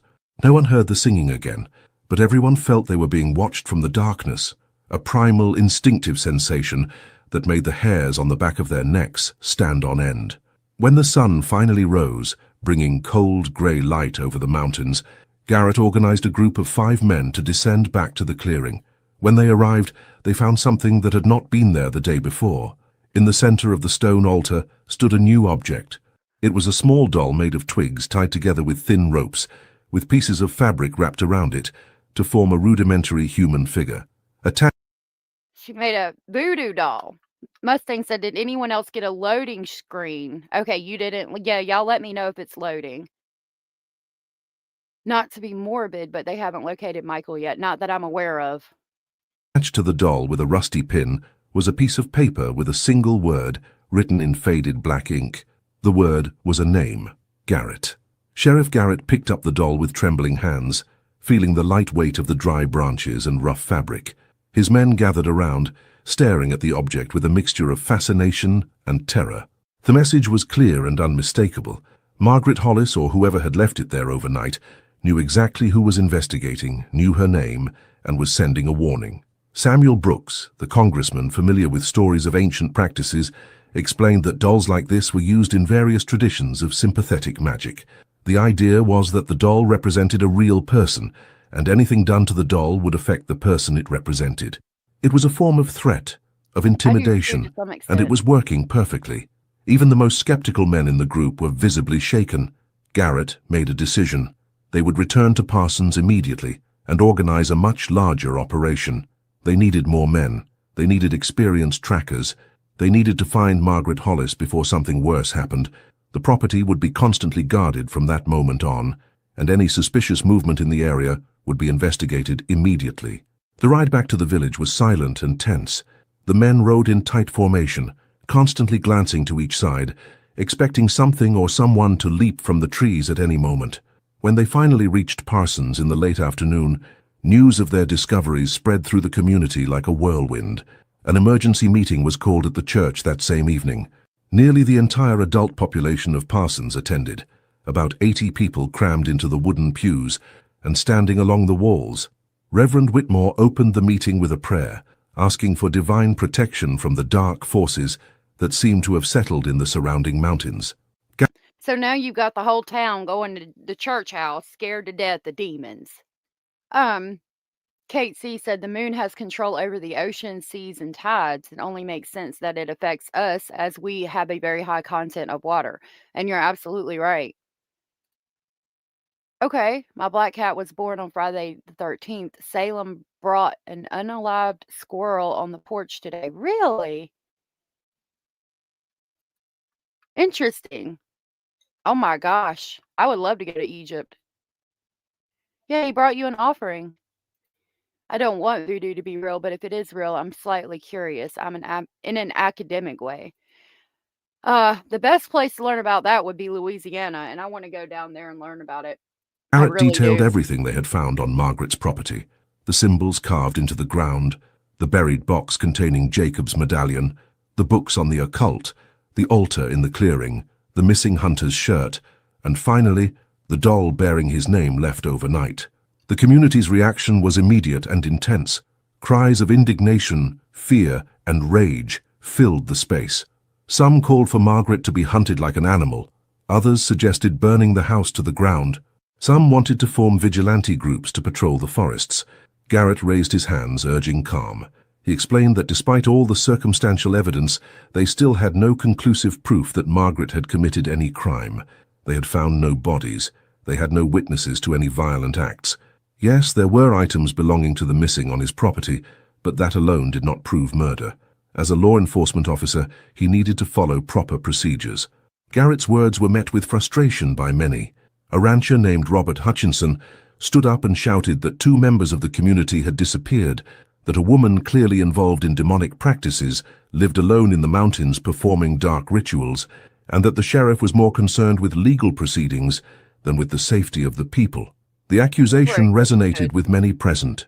Father O'Brien, the Catholic priest who had spoken with Rachel Pemberton before her disappearance, asked to speak. He stood slowly, his face showing the age and weariness of years serving that remote community.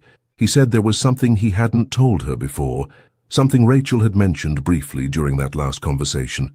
She had mentioned finding strange markings near her home, symbols scratched into the trees that had left her deeply disturbed. Rachel had said the markings looked like warnings or messages, but she couldn't understand their meaning. The priest continued, revealing that Rachel had also mentioned seeing Margaret Hollis walking through the woods a few days earlier, in an area where there were normally no trails or reason for anyone to be. Rachel had been afraid to approach or speak to Margaret, so she had simply watched from afar as the woman moved through the trees with deliberate steps, stopping occasionally to examine something on the ground or mark trees with a knife. This revelation caused renewed turmoil in the church. Why had the priest kept this information to himself? Why hadn't he shared it immediately after Rachel's disappearance? O'Brien explained, his voice thick with guilt, that he hadn't thought it relevant at the time. Rachel had mentioned the incident casually, without giving it much thought. He hadn't imagined any real danger. Now, looking back, the priest realized that perhaps he could have saved Rachel if he had taken her concerns more seriously. Garrett absorbed this new information. Margaret was marking her territory, creating some kind of perimeter or network of symbols throughout the woods. But for what purpose? And where was she now? The abandoned property suggested she had left in a hurry, but to where? And why leave such incriminating objects behind? An elderly man at the back of the church raised his hand. It was Elijah Crane, one of the region's oldest residents, who had arrived in Appalachia as a young man over 50 years ago. This is where it gets interesting. They offer package deals that include private tours to all those amazing ancient sites. That's cool. I would love to go do that. Perhaps Salem wants you to leave the gift out tonight for creepy things. Yeah, that would be interesting. The Serpent and the Rainbow by anthropologist Wade Davis about voodoo. It's fascinating. Awesome. Blair Witch Project movie was great. Very rare. Wouldn't even left you in any sense. Even though it was fictional, it could have been nonfiction. Yeah, that's pretty interesting. The priest did it. It's always the last person to see them. True Crime 101. All right, here's where it gets interesting. Elijah rarely spoke at public gatherings, so when he asked to speak, everyone turned to listen. In a hoarse but firm voice, he began to tell a story few in the room knew. Elijah said that in the 1820s, when he was just a boy, there was another woman who lived in isolation in the mountains, not far from where Margaret now resided. This woman was also viewed with suspicion, also practiced herbal medicine, and was also considered strange by community standards. Her name was Adelaide Marsh. When people began disappearing around that time, young people especially, who went out hunting or fetching water and never returned, the community eventually marched to Adelaide's house. What they found there, according to Elijah, was similar to what Garrett had just described. Symbols on the walls, strange objects buried, victims' belongings hidden throughout the property. Adelaide was arrested and tried for witchcraft, even though the official charges were murder. But before they could carry out the sentence, Adelaide escaped from the makeshift prison where she was being held.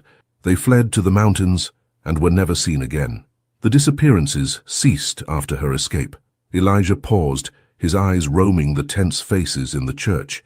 Then he revealed something that made everyone's blood run cold. Adelaide Marsh had a daughter, a child of about 5 years old at the time of the events. When Adelaide ran away, the girl was left behind and eventually adopted by a farming family who moved east. That girl's name was Margaret. The silence in the church was absolute. The implications of Elijah's revelation were overwhelming. Margaret Hollis wasn't just an eccentric woman practicing strange rituals. She was the daughter of someone accused of similar practices decades earlier. There was a lineage, a continuity that suggested the knowledge and practices were being passed down through the generations. Garrett felt the weight of responsibility increase on his shoulders. He wasn't just dealing with a missing persons investigation anymore. He was confronting something much deeper and older, something that had roots in this region long before anyone in the room was born. He needed to find Margaret, but now he realized she wouldn't be found unless she wanted to be found. She knew these mountains better than anyone, had grown up hearing stories about how her mother had escaped, knew exactly how to hide. The meeting concluded with the formation of several search parties. Volunteers volunteered to patrol different areas of the mountains, working in shifts to cover as much territory as possible. So her mother had been accused of witchcraft, and the town many, many years ago had run her mother off. And her mother disappeared into the mountains and was never found, doing the same thing. I was like, uh-oh. Garrett established a system of signals, fires that would be lit if anyone found any clue to Margaret's whereabouts. The community was mobilized, united by fear and determination to solve this mystery once and for all. But that night, as Garrett sat alone in his small office, reviewing all the evidence, staring at Jacob's locket, Rachel's shawl, the sinister doll bearing his name, he had a disturbing thought. What if Margaret wasn't running away? What if this was all part of a larger plan, something they didn't yet understand? What if the disappearances weren't the end, but just the beginning of something much worse? Out in the dark Appalachian mountains, the wind howled through the trees, carrying with it secrets that had been buried for generations. And somewhere in that vast expanse of forests and shadows, Margaret Hollis watched and waited. The days following the church meeting brought a complete transformation to the atmosphere of Parsons and the surrounding countryside. What had once been a quiet community of farmers and workers, where everyone knew each other by name and doors were rarely locked, had now become a place marked by constant surveillance and suspicion. Groups of armed men patrolled the trails from dawn until dusk, and no one ventured alone beyond the boundaries of their property anymore. Garrett organized the search systematically, dividing the region into sectors and assigning specific teams to each area. They looked for signs of recent campsites, extinguished campfires, trails carved through the vegetation, any indication that someone had been living in the forests. The Appalachian mountains were vast and unforgiving, with thousands of places where a person could hide for months without being discovered. There were deep caves, secluded valleys, clearings hidden behind dense curtains of vegetation. During the first week of searching, they found several intriguing but inconclusive findings. There's still a lot of places out in the mountains to this day that people could hide for months and would never be found. That's why it's a good place to be if you know the area very well. You could hide for months and never be seen at all. Cave about 15 kilometers from Margaret's abandoned property, they discovered the remains of a fire that appeared to have been recently lit. Surrounding the ashes were markings on the cave floor, symbols scratched into the stone that resembled those found in Margaret's house. But there were no other signs of occupation, no clothing, no utensils, nothing to prove anyone had actually lived there. On another occasion, one of the search parties found a tree marked with deep notches. The cuts formed patterns that were now becoming familiar to the investigators, the same symbols repeated in different locations around the mountains. One of the volunteers, a man who had worked as a surveyor in his youth, suggested that the marks might form some kind of map or network, connecting specific points throughout the forest. But if it was a map, no one could decipher what it indicated. While the searches continued without success, something unexpected happened in the village. A woman named Dorothy Simmons, who ran Parsons's only boarding house, approached the sheriff with disturbing information. Dorothy explained that about 2 weeks before Rachel Pemberton's disappearance, a stranger had stayed at her boarding house for 3 nights. The man was unlike the ordinary travelers who passed through the area. He wore dark, well-made clothing, spoke with an accent Dorothy couldn't place, and spent entire days hiking through the mountains, returning only at dusk. The stranger had asked questions about the region, about the families who lived in isolation, about ancient stories and local legends. Dorothy thought he was simply a scholar or someone interested in folklore, so she answered his questions without much thought. But now, reflecting on those conversations, she realized the man had shown particular interest when she mentioned Margaret Hollis and her reputation in the community. Garrett pressed Dorothy for more details. What did the man look like? She described him as middle-aged, with gray hair and a neatly trimmed beard, and light-colored eyes that seemed to study everything with analytical intensity. He carried a large leather satchel that he never left unattended, and Dorothy had noticed him writing constantly in a notebook. When the man left after the 3rd night, he didn't say where he was going, simply paying for his stay and heading north into the mountains. This new information opened up disturbing possibilities. Was there some connection between this mysterious visitor and the subsequent events? Was he an accomplice of Margaret's? Or perhaps an investigator of some kind? Someone also interested in the strange practices occurring in those mountains.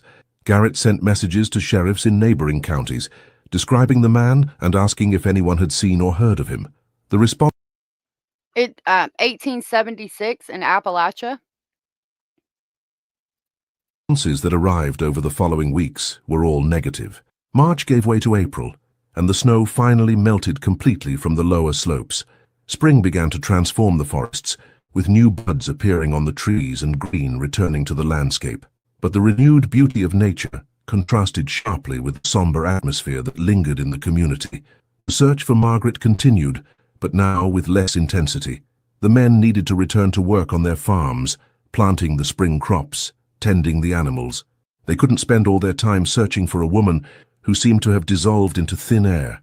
It was during this period of apparent calm that the 3rd disappearance occurred. This time the victim was a man named William Foster, the older brother of Daniel, the hunter who had found Rachel's shawl hanging in the tree.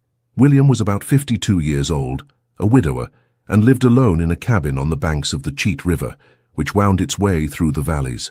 William was last seen on a Thursday afternoon, visiting a neighbor to return some borrowed tools. He mentioned that he planned to spend the next few days repairing the roof of his cabin, which had been damaged by winter storms. When his brother Daniel visited the following Sunday, he found the cabin empty and the repair tools scattered on the floor, as if William had abruptly stopped work. But the most disturbing detail of the scene wasn't the abandoned tools. On the cabin door, someone had drawn a symbol using what appeared to be charcoal or ash. It was the same type of symbol found at Margaret's house, in the cave, and on the scarred trees. The drawing was fresh, likely made within the last 24 hours.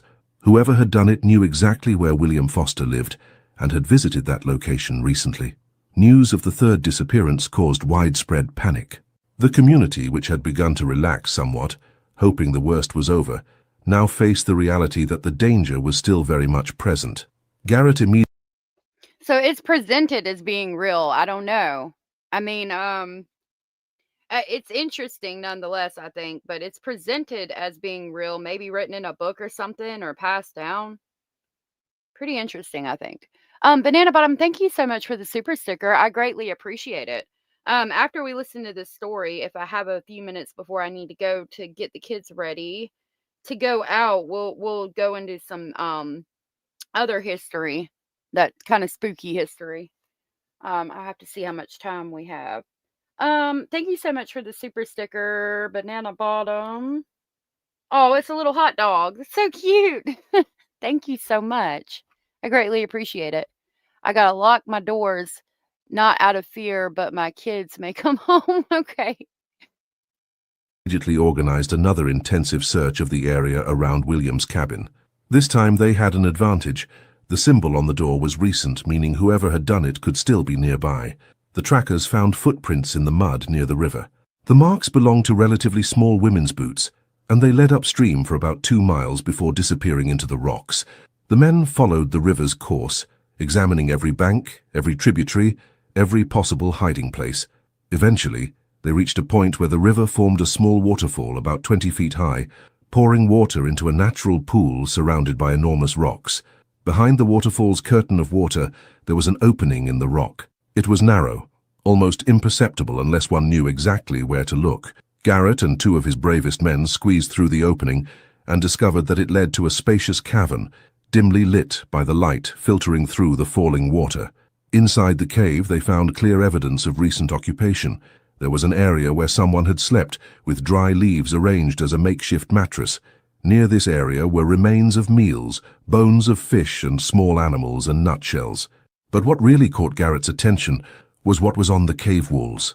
Someone had spent considerable time drawing and writing on the rock walls. There were complex diagrams, circles within circles with lines connecting specific points. There were lists of names, some Garrett recognized as local people, others completely unfamiliar.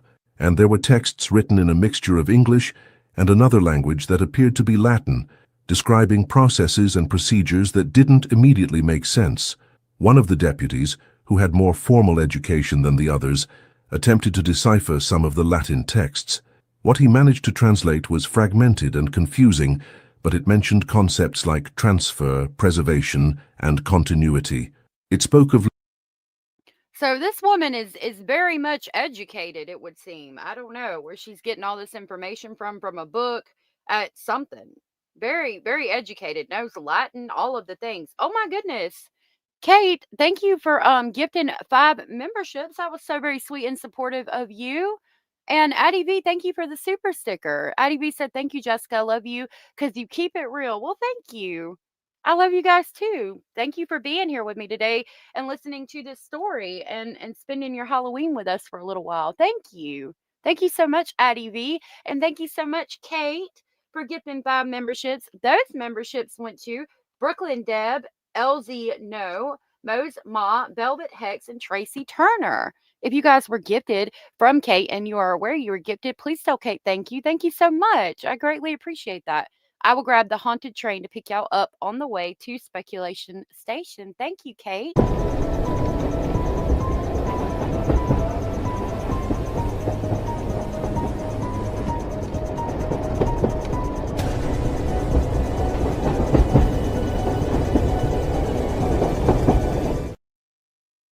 Thank you so very much. I greatly appreciate you guys. Thank you. Um, Lola, good to see you. Happy Halloween, love. Happy Halloween. Haunted Train goes boo boo. Mustang, thank you so much for the $2. Wow, you guys are awesome. Thank you so much. I greatly appreciate that. That was so very sweet and supportive of you. Thank you so much. The Wicked Train, right? Thank you. You guys are so sweet. You guys, thank you. Thank you so much for the for that and for being here for Halloween. You guys are awesome. Thank you so very much. I love our speculating family so much. I like the trains too. My middle son loved trains when he was little, and I thought when we were coming up with names, or when I was coming up with names for memberships, speculation station went with allegedly speculating, so it became, a train station. Thank you guys so very much. That was so very sweet and supportive of you guys. Thank you so much. You guys are so sweet and so amazing. Thank you. Lunar cycles, specific star alignments, and the need for careful preparation. It was as if someone were documenting instructions for some kind of elaborate ritual. Garrett ordered everything to be carefully documented. They made drawings of the walls, copied the texts, and mapped the cave's exact location, but they found no Margaret or any sign of William Foster. The cave was empty of occupants, though it had clearly been used recently. As they emerged from the cave and returned to the light of day, Garrett felt a crushing weight of responsibility. 3 people were now missing. They had evidence of strange practices, symbols and rituals, a woman who seemed to be executing some elaborate plan. But they still didn't have Margaret. They didn't have the missing people. They didn't have concrete answers. Just more mysteries piled on top of previous mysteries. The discovery of the cave behind the waterfall fundamentally changed the direction of the investigation. Garrett spent days studying copies of the drawings and texts found on the rock walls, trying to find some pattern or hidden meaning. He enlisted the teacher of the small Parsons school, a man named Arthur Pembleton, who had studied at a university in the East before moving to the Appalachians. Pembleton examined the materials with scholarly interest, frowning as his eyes roamed over the symbols and Latin words. After several hours of analysis, Pembleton presented his preliminary conclusions. The texts appeared to describe a belief in transmigration, the idea that essences or souls could be transferred from one vessel to another. It was a concept that appeared in several ancient philosophical and spiritual traditions, from the Greeks to Eastern practices. The diagrams on the wall showed what appeared to be a map of the constellations, visible at that particular latitude during... How would this woman in Appalachia, a widow, have all of this information about astrology and Latin and ancient Greek rituals and things like that in 1876 in Appalachia? You know what I mean? Like, it doesn't seem that she was, went to school for it or learned about it. Like, where did all this information come from that she has? And even the Native Americans believed that in certain places in the woods or in the mountains, that the veil was thin and there were portals and things like that. It's really interesting if you ever look into Native American history, like they believed that, and it's said to be true. And these places that the Native Americans believed were spiritual places, portals, where a lot of energy resided. Those are the same places that to this day weird lights will be seen. I really find this story intriguing when you think about all those things combined. Abraham, oh my goodness, y'all are being so generous today. Thank you so much. I greatly appreciate it. Happy Halloween. Thank you, Abraham, for gifting 5 Speculation Station memberships. Those went to Pumpkin Porter, Leslie Bingham, Love in the Laundry, Luann Hunter, and Shelly Beans. If you guys were gifted from Abraham and you are aware you were gifted, please tell Abraham thank you. Thank you so much, Abraham. You guys are so sweet. Thank you for the Halloween treats. I will grab the haunted train to pick y'all up on the way to Speculation Station. Thank you so much, Abraham.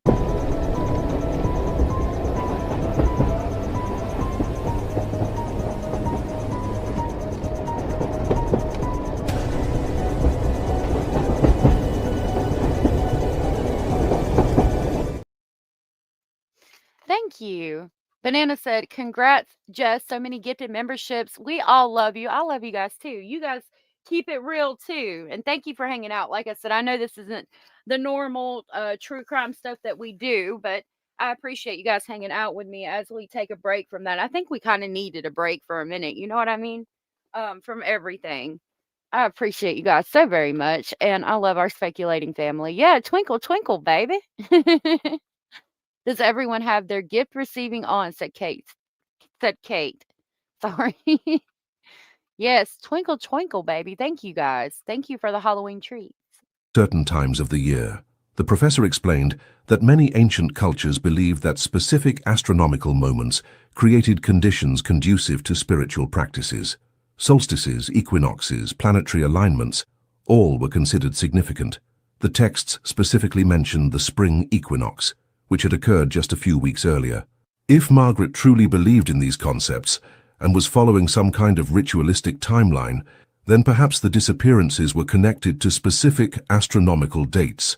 Garrett pulled out a calendar and began marking the dates of the disappearances.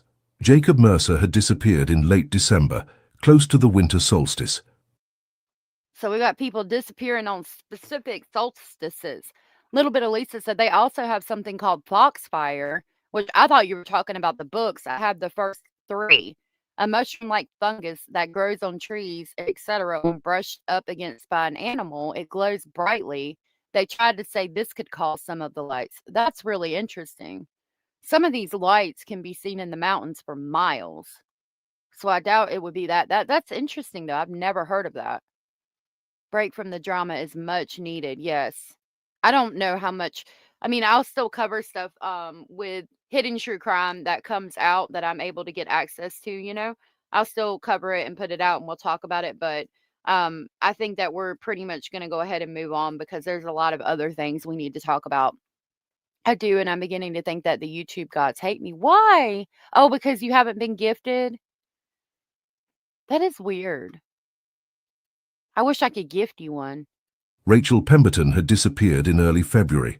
Not exactly an astronomically significant date, but perhaps linked to some other pattern. William Foster had disappeared in April, after the spring equinox. If there truly was a calendar pattern, then there might be more disappearances planned for the future. This realization was simultaneously helpful and terrifying.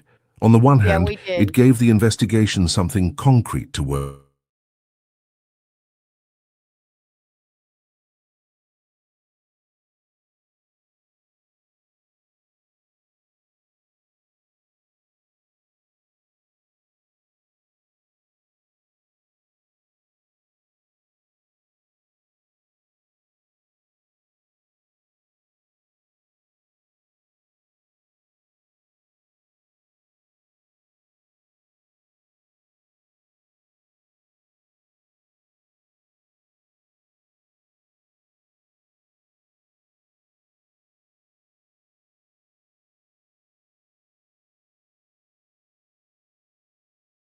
Hey guys, the breaker flipped. Lord, I cannot wait until we move.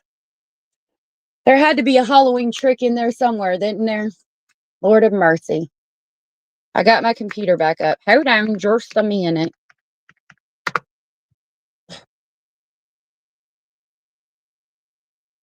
Okay.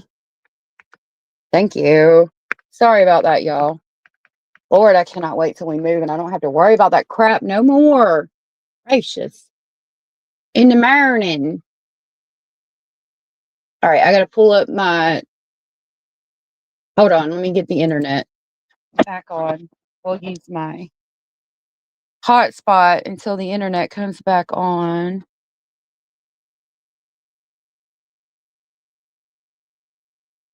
Okay. Almost there. The AC unit came on, I think. And it's funny because I took the AC unit out of our room today and got it packed up. And the other one that flips the breaker wasn't unplugged yet. Somebody was supposed to take it and pack it up and get it out of the window today, but they didn't. And then it flipped my breaker. Imagine that. All right, I'm coming in the studio. It's hard for me to see y'all's comments when I'm on my phone. Hopefully it won't echo. Hold on.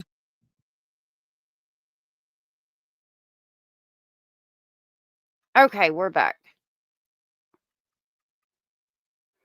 Dang it. Did Rocco dress up? That would be adorable. That would be adorable. Let me refresh this. Oh, yes. If Margaret truly believed in these concepts and was following some kind of ritualistic timeline, then perhaps the disappearances were connected to specific astronomical dates. Garrett pulled out a calendar and began marking the dates of the disappearances. Jacob Mercer had disappeared in late December, close to the winter solstice. Rachel Pemberton had disappeared in early February, not exactly an astronomically significant date, but perhaps linked to some other pattern.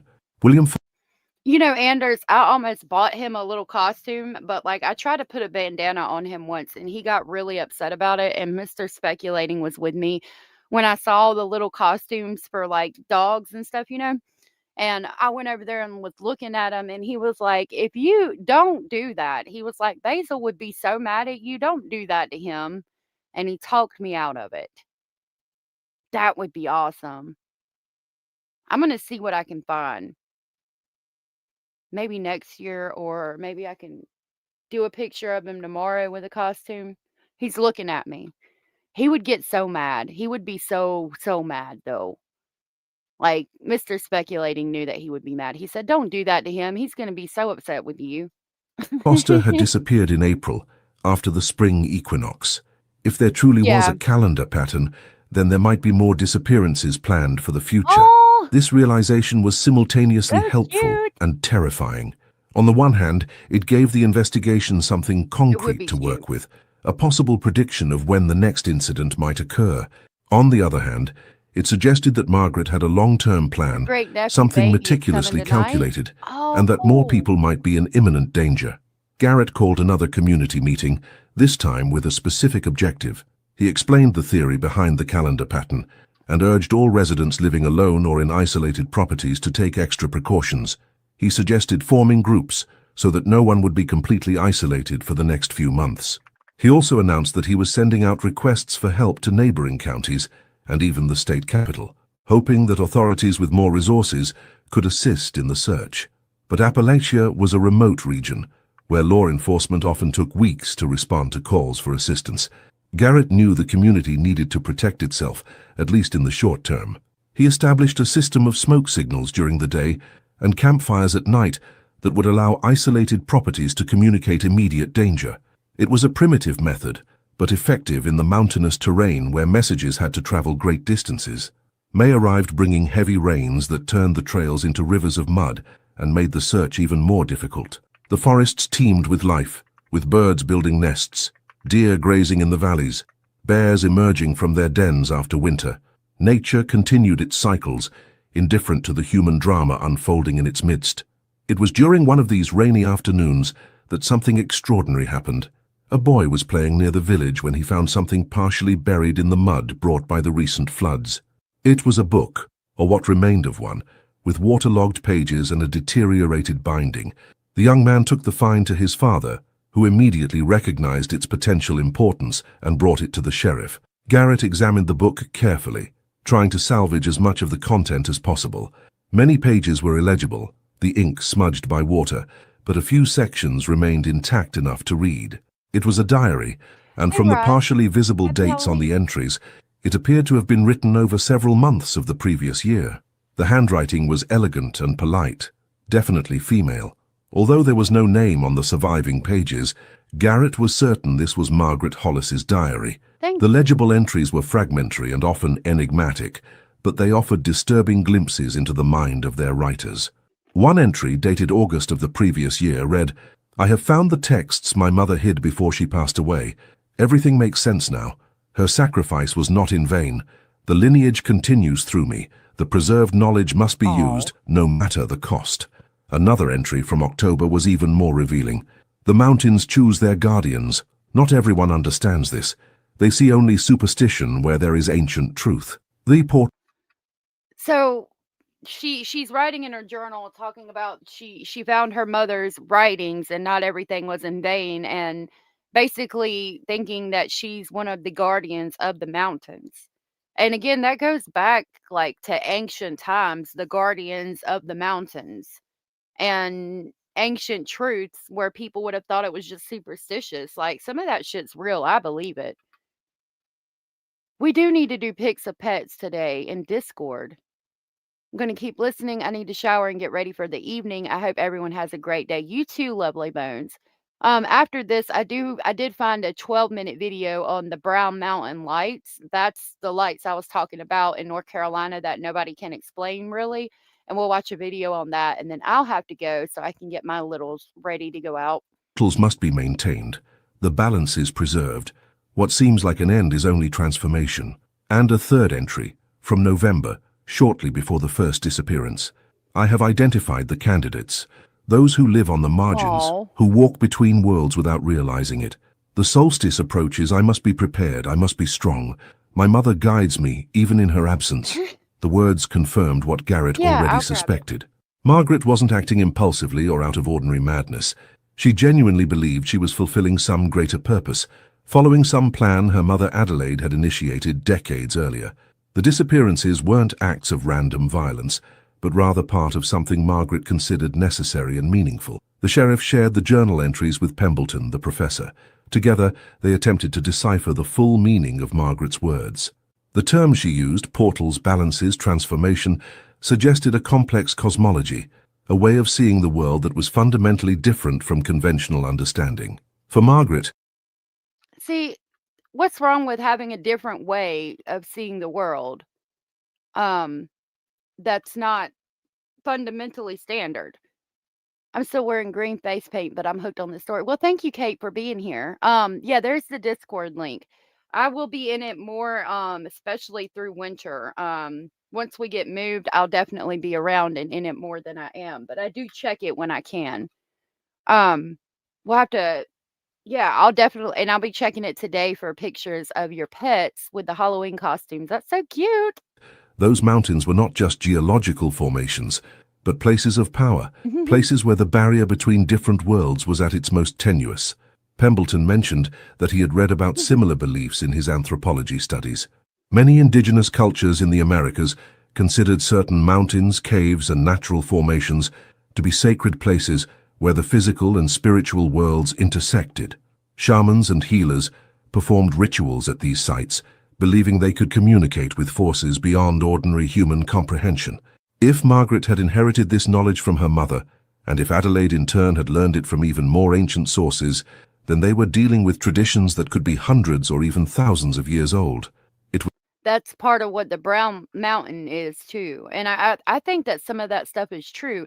Native Americans were very, very smart, and they could see things that we couldn't necessarily see. I'll tell you a story. Van Morrison from the Doors, right?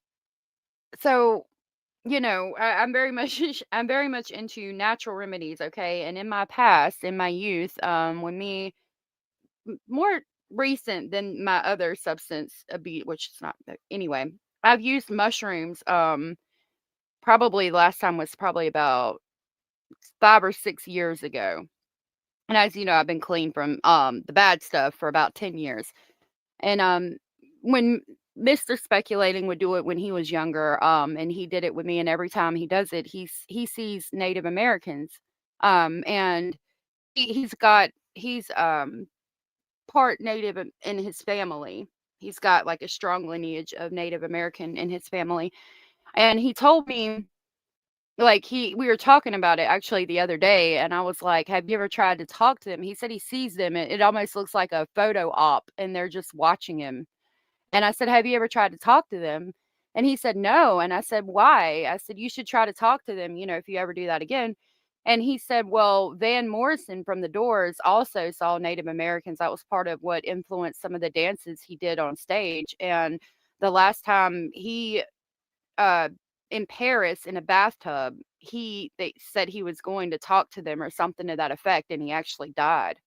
So I've found it interesting that they see that. And then, if we talk about Native American culture, how they knew things and saw things and veils between the spiritual worlds, and knew of places that where the shamans performed their rituals that, were special significantly in a spiritual way.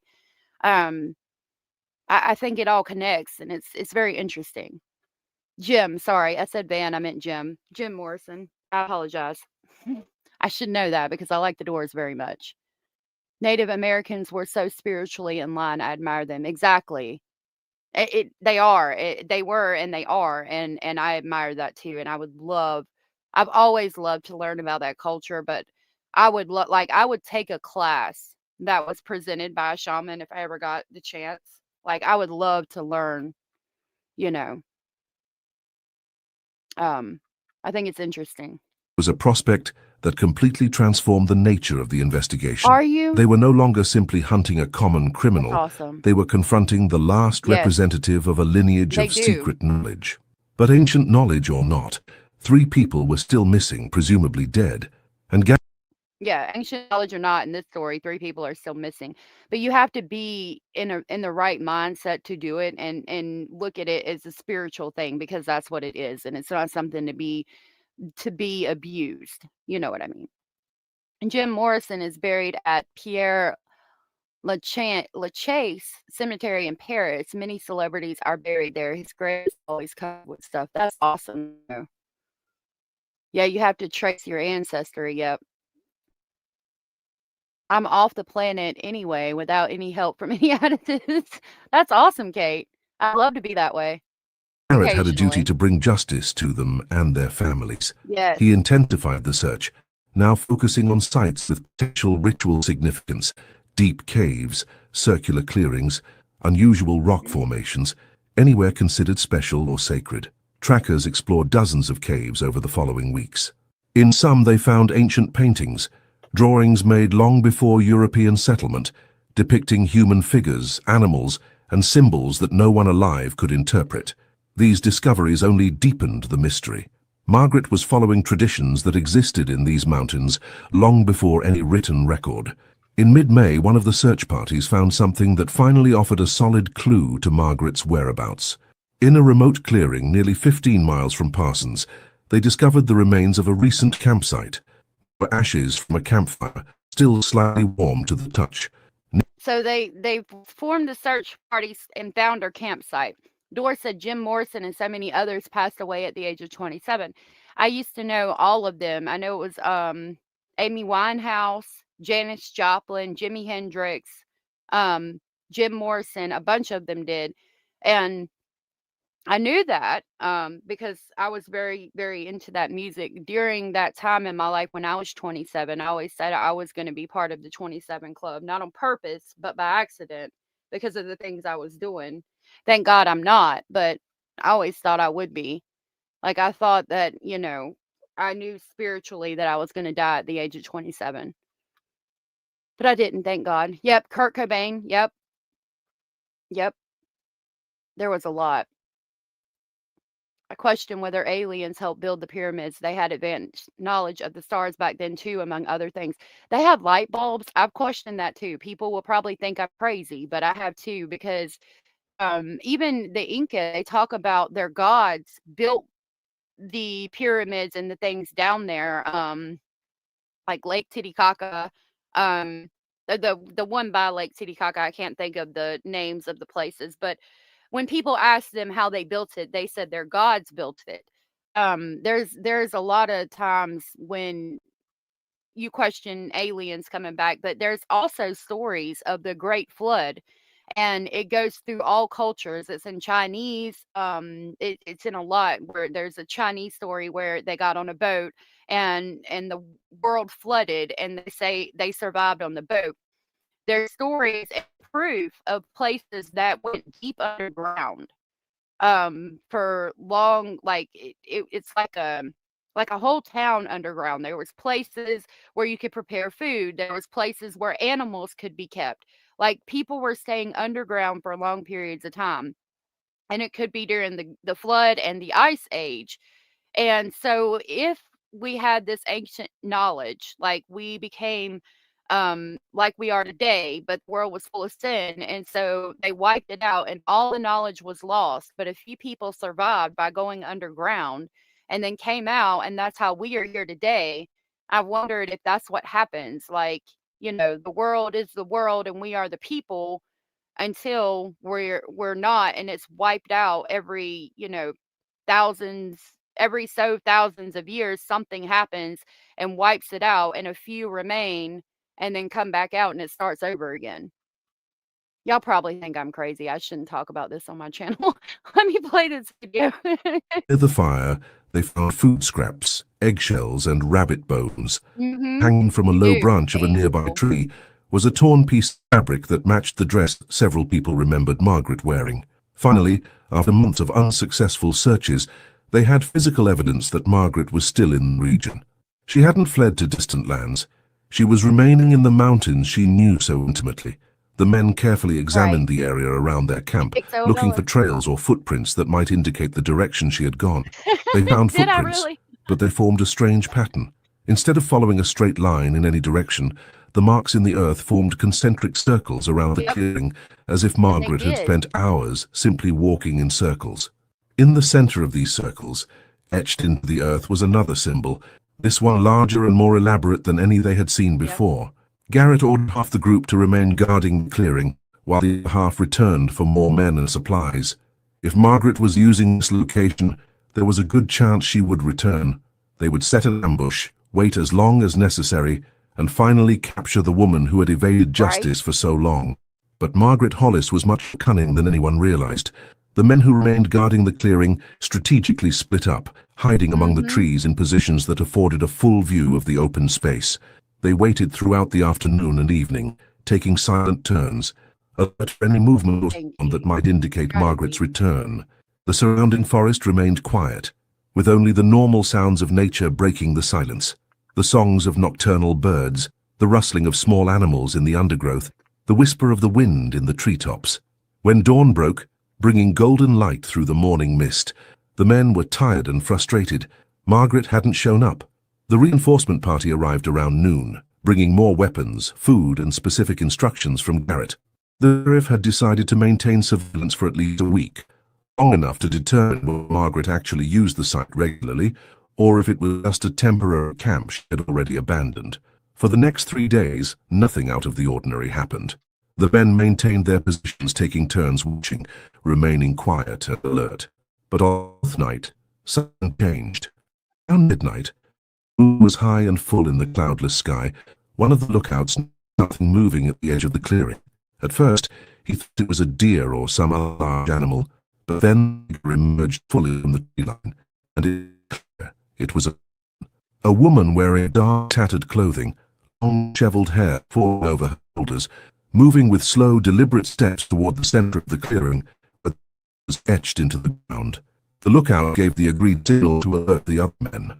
Slowly, silently, everyone took position surrounding the clearing on all sides. Garrett had been clear in his instructions. They wanted to capture Margaret alive without unnecessary violence, but prepared to use force if she resisted or tried to escape. The woman reached the center of the clearing and stopped directly over the engraved symbol. Okay, so at this point, they had found her campsite, and they have got her surrounded, and they stayed there for like 3 days and nothing happened. And now she's finally come out of the woods. She's standing in the middle of this area where she's engraved stuff into the ground, like symbols and things. The blues artist Robert Johnson was the first in the 27 Club. He also sold his soul to the devil at the crossroads. I didn't know that. I know about the story about him selling his soul to the devil at the crossroads, but I didn't know that he was part of the 27 Club.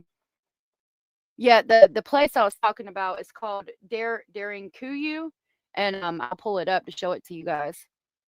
Yeah, some of that time travel stuff is pretty interesting too. I've chatted with indigenous people all over British Columbia asking about their history before colonization, and all of them talk about a flood. On the coast, it could be tsunamis, but in the middle of British Columbia, right? It's crazy. And all of the different cultures have the same story of a flood. And then we have Darinkuyu, where lots of people could have lived for a long period of time. academia doesn't acknowledge that civilization knowing about the wheel yet. I think all those ancient sites and structure date back further than we think. I do too. I do too. See, that's really cool. Corned, good to see you. My family built my house out of rock in the 1800s. It's really cool. That's awesome. Yeah, all the candy will be half off. Okay, so she's standing in the middle of the circle with all of the markings on the ground. Finally come out of the woods. Remained motionless for a long moment, her face tilted upward, gazing at the full moon. Then she began to speak, or sing. It was difficult to distinguish. The words flowed in a language neither man recognized, guttural melodic sounds that echoed strangely in the silent space of the forest. The leader of the lookout group, a deputy named Marcus Dalton, decided it was time to act. He rose from his hidden position, rifle pointed at the woman, and shouted at her to identify herself and remain still. The other men also emerged from their hiding places, forming a circle around the clearing, all their weapons trained on the lone figure in the center. The woman stopped singing and slowly turned her head toward Marcus. Even in the moonlight he could see her eyes, and what he saw made him hesitate. There was no fear in that look, no surprise. There was only a deep, unsettling calm, as if she were exactly where she expected to be, as if this was all part of some plan only she understood. Marcus repeated his command, louder this time, ordering the woman to identify herself. She didn't respond immediately.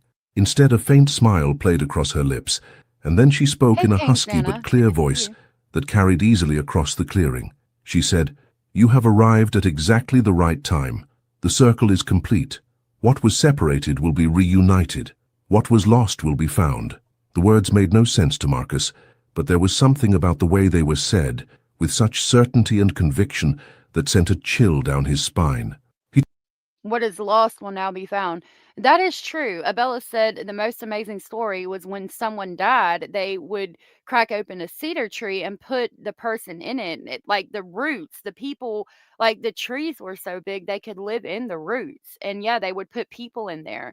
And then when they were colonized, they told that when the colonizers would log the trees, the Native Americans told them that you were cutting down our ancestors, and they got laughed at because they would actually put people in the roots of these trees. I'll pull up a picture of that too. Kane Nana, thank you for becoming a member. I think you probably renewed your membership. That was so very sweet and supportive of you, and I greatly appreciate it. And I will grab the haunted train to pick you up on the way to Speculation Station this Halloween, and I hope you're enjoying time with your grandbabies.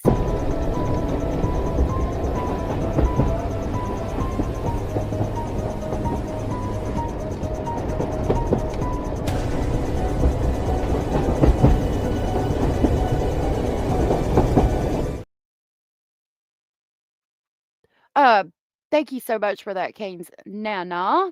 I greatly appreciate that. What are you saying?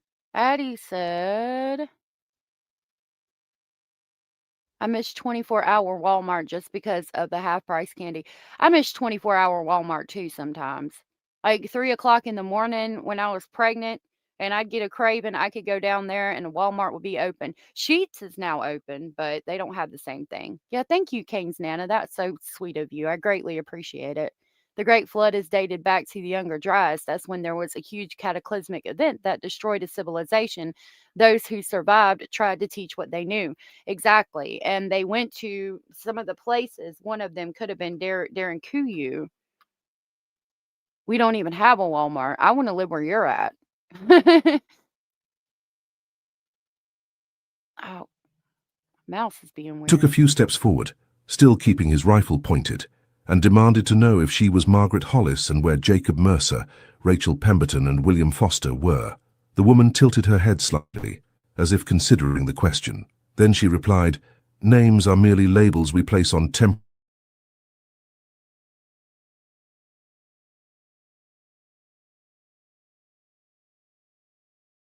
wearing thin."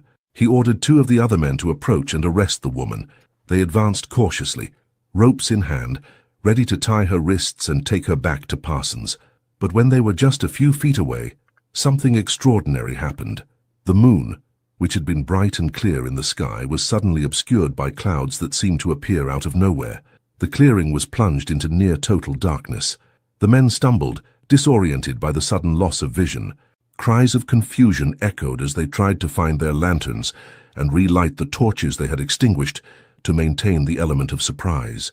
When they finally managed to create light again, just seconds later, the woman was gone. She was simply... So isn't it weird that, like, she appears out of nowhere, and then when they get close to try to arrest her, she disappears? This is what I was talking about. This was the Smoky Mountains Hiking Club rest at a large chestnut tree. And like they were open like that. Like people could actually walk inside of it and live in it. And Native Americans, from what Abellis was saying, would bury their dead in there. Places like that. Isn't that crazy? Like to see trees like that, I mean, and people would live in them sometimes. Let's go back over here. Gone. The men ran to the edge of the clearing, searching desperately for signs of where she might have gone. But there were no fresh footprints other than the ones she had left when she entered, no broken branches indicating a hasty escape through the vegetation, nothing to suggest an escape route. It was as if she had dissolved into thin air, or as if the darkness itself had swallowed her. The men spent the rest of the night frantically searching the area, but found no trace of her. When the sun rose, revealing the clearing to daylight, the symbol on the ground had changed. New markings had been added, lines that weren't there before, creating an even more complex pattern. Marcus and his men returned to Parsons feeling defeated and confused. How would they report this to Sheriff Garrett? How would they explain that they had Margaret surrounded by 12 armed men, and yet she escaped without a trace? The story sounded impossible, but everyone present confirmed every detail. Garrett... Well, a lot of them have been logged, like because they come in and they locked them. So not that I'm aware of. We don't have a Walmart here, but we have Asta, which was at one point it still is part of the Walmart family. I don't shop there though. Interesting. Miss King, even if this is not a true story, it's good. I have to know what happened, right? That's where I was at. Listened to the report with a somber expression. He didn't doubt his men's honesty, but what they described defied any rational explanation. Clouds didn't appear instantly out of nowhere. People didn't disappear in seconds surrounded by observers. Something was happening that was beyond his comprehension, beyond perhaps the comprehension of anyone in that community. Professor Pembleton, when informed of the events in the clearing, offered a theory. He suggested that Margaret might have known of caves or underground tunnels in that area. If there were a hidden entrance in the clearing floor, covered by vegetation or loose earth, she could have simply climbed down through it in the darkness, disappearing from the men's sight. It was a rational explanation, but it would require Margaret to know the terrain with extraordinary precision and to have prepared that escape route in advance. Garrett organized a new expedition to the clearing, this time focused on finding possible underground entrances. The men dug around the central symbol, examining every stone and depression in the ground. Eventually, they found what they were looking for. Beneath a layer of carefully arranged leaves and twigs, there was a narrow opening that led down to a natural tunnel in the rock. The tunnel was narrow and dark, but navigable for someone as small as Margaret. Garrett and 2 volunteers descended with flashlights and ropes. The tunnel wound through the rock for about 50 meters before emerging into another, smaller clearing, completely hidden from the first by a rise in the terrain. It was an ingenious escape route, likely prepared months in advance. But Margaret wasn't in the second clearing, nor were there any signs of where she'd gone from there. The trails multiplied in every direction, some false, some leading to dead ends. It was a maze of paths that only someone with intimate knowledge of the region could navigate with confidence. June arrived, bringing humid heat and intense storms. The community was exhausted, physically and emotionally. Months of searching, constant fear, and nightly vigils had taken their toll. Some families began to consider abandoning the area altogether, moving to more populated areas where they would feel safer. Garrett knew he was losing the community's trust. I don't think so. I don't think they were still alive, but there's a bunch more on that page we can talk about. Promised to capture Margaret and bring her justice, but each attempt ended in failure. The woman always seemed one step ahead, always anticipating their moves, always escaping at the last moment. Then a letter arrived, not sent by regular mail, but left on Garrett's office door overnight. The letter was sealed with black wax and addressed simply to the Tucker County Sheriff. When Garrett opened it, he found inside a single sheet of paper with a message written in elegant handwriting that he recognized from the diary he had found. The message was brief but powerful. It read, "The cycle is nearly complete. One remains. When the new moon arrives at the summer solstice, all will be revealed where it began. Come alone if you seek truth. Bring many if you seek only revenge." Garrett glanced at the calendar. The summer solstice was only 2 weeks away. And the place where it all began could only mean one thing: Margaret's original hillside estate, where the first investigation had begun months earlier. The 2 weeks following the letter's arrival were the most tense Tucker County had ever experienced. Garrett called a final meeting at the church, showing the letter to the community and explaining its contents. Opinions were immediately and heatedly divided. Some argued that it was clearly a trap, that Margaret was luring the sheriff into a final confrontation where she would have every advantage. Others insisted that it was finally an opportunity to get answers, to discover the fate of the missing, and to close this dark chapter. Reverend Whitmore suggested that the entire community march on the estate on the appointed day in such massive numbers that it would be impossible for Margaret to escape or resist. But Garrett hesitated. The letter clearly stated that he must go alone if he sought the truth. There was something about this distinction, truth versus revenge, that... Would you go alone? I think I would. I would go alone, but I would bring weapons if I wanted to seek truth rather than revenge. Abraham said, just like we hear about stories of wizards and magic, I'm sure that was all chemistry. The chemical reactions we see in labs today could be seen as magic or witchcrafts to those of that era. Yeah, you know, the Y-Files, I watch them a lot too, and they talk about this, the sorcerer's stone. And it was like you had to like take your urine and like leave it and distill it like over and over and over and over. And it's crazy.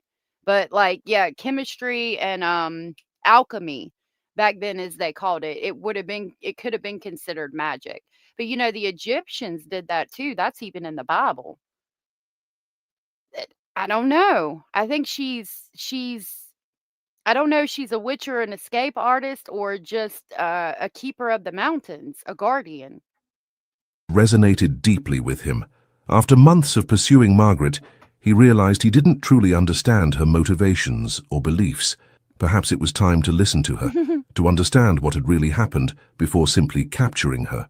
In the days leading up to the solstice, Garrett prepared carefully.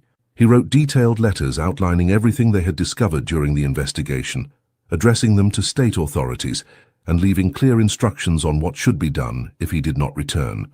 He spoke extensively with his deputies, especially Marcus Dalton, transferring responsibilities and assuring them that the community would be protected, regardless of what happened to him. On the eve of the solstice, Garrett visited the families of Jacob Mercer, Rachel Pemberton, and William Foster. He promised them he would do everything in his power to uncover the truth about what had happened to their loved ones. He saw the suffering in their eyes, the pain of uncertainty that was worse in many ways than the pain of confirmed loss. They deserved answers, and he was determined to get them. The day of the summer solstice dawned clear and warm. Garrett rose before sunrise, donned his best clothes, checked his revolver and knife, and readied his horse. He had decided to go alone, as the letter had requested. It was a huge risk, possibly fatal, but it seemed the only way to finally achieve some kind of resolution.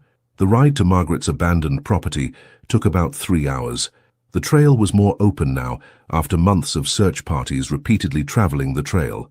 When Garrett reached the top of the hill around noon, he found the house exactly as they had left it months earlier, the broken-in door swinging on broken hinges, the windows boarded up, and the overall appearance of abandonment and decay. But something was different. In the front yard, someone had prepared a designated area. There was a fire pit already built but not lit, circles of stones arranged in concentric patterns, and in the center of it all, a simple wooden chair positioned facing the house. It was clearly intended for him. Garrett dismounted and tied his horse to a nearby tree. He walked slowly to the prepared area, his hand resting on the butt of his revolver, his eyes constantly scanning the surroundings for any sign of movement. When he reached the chair, he hesitated for a moment before sitting down. It felt dangerously vulnerable to place himself in that position, but it also seemed to be what was expected of him. As soon as she sat down, Margaret emerged from the house. She looked different than when she had last been seen in the clearing. Her clothes were clean and mended, her hair was neat, and she carried a bundle wrapped in dark cloth. Her steps were calm and measured as she approached, unhurried, without apparent fear. She stopped about 10 feet from Garrett, studying his face with those dark, piercing eyes so many had described. For a long moment, neither of them spoke. Silence stretched between them, heavy with months of persecution and mystery. Finally, it was Margaret who broke the silence. She said, "You came alone. That shows courage or foolishness. I haven't decided which yet. But it also shows that perhaps you are ready to understand." Garrett kept his voice firm and controlled. He asked where Jacob Mercer, Rachel Pemberton, and William Foster were. He demanded that she answer for what she had done. Margaret tilted her head slightly, as if considering his words. Then he began to speak, and what he said challenged everything Garrett thought he knew about the case. She explained that those mountains were ancient, far older than any recent human settlement. Before the European colonizers, even before the indigenous tribes who left their cave paintings, there were others who understood the true nature of those places. The mountains were portals, points where the barrier between life and death, between present and past, between the physical world and something beyond became tenuous. His mother, Adelaide, had discovered these secrets, passed down through generations in texts that had been preserved and hidden for centuries. It's saying his mother. I don't know. I'm assuming it's supposed to be hers unless she's got a spirit in her, but I think they mean her mother, Adelaide, and all of that.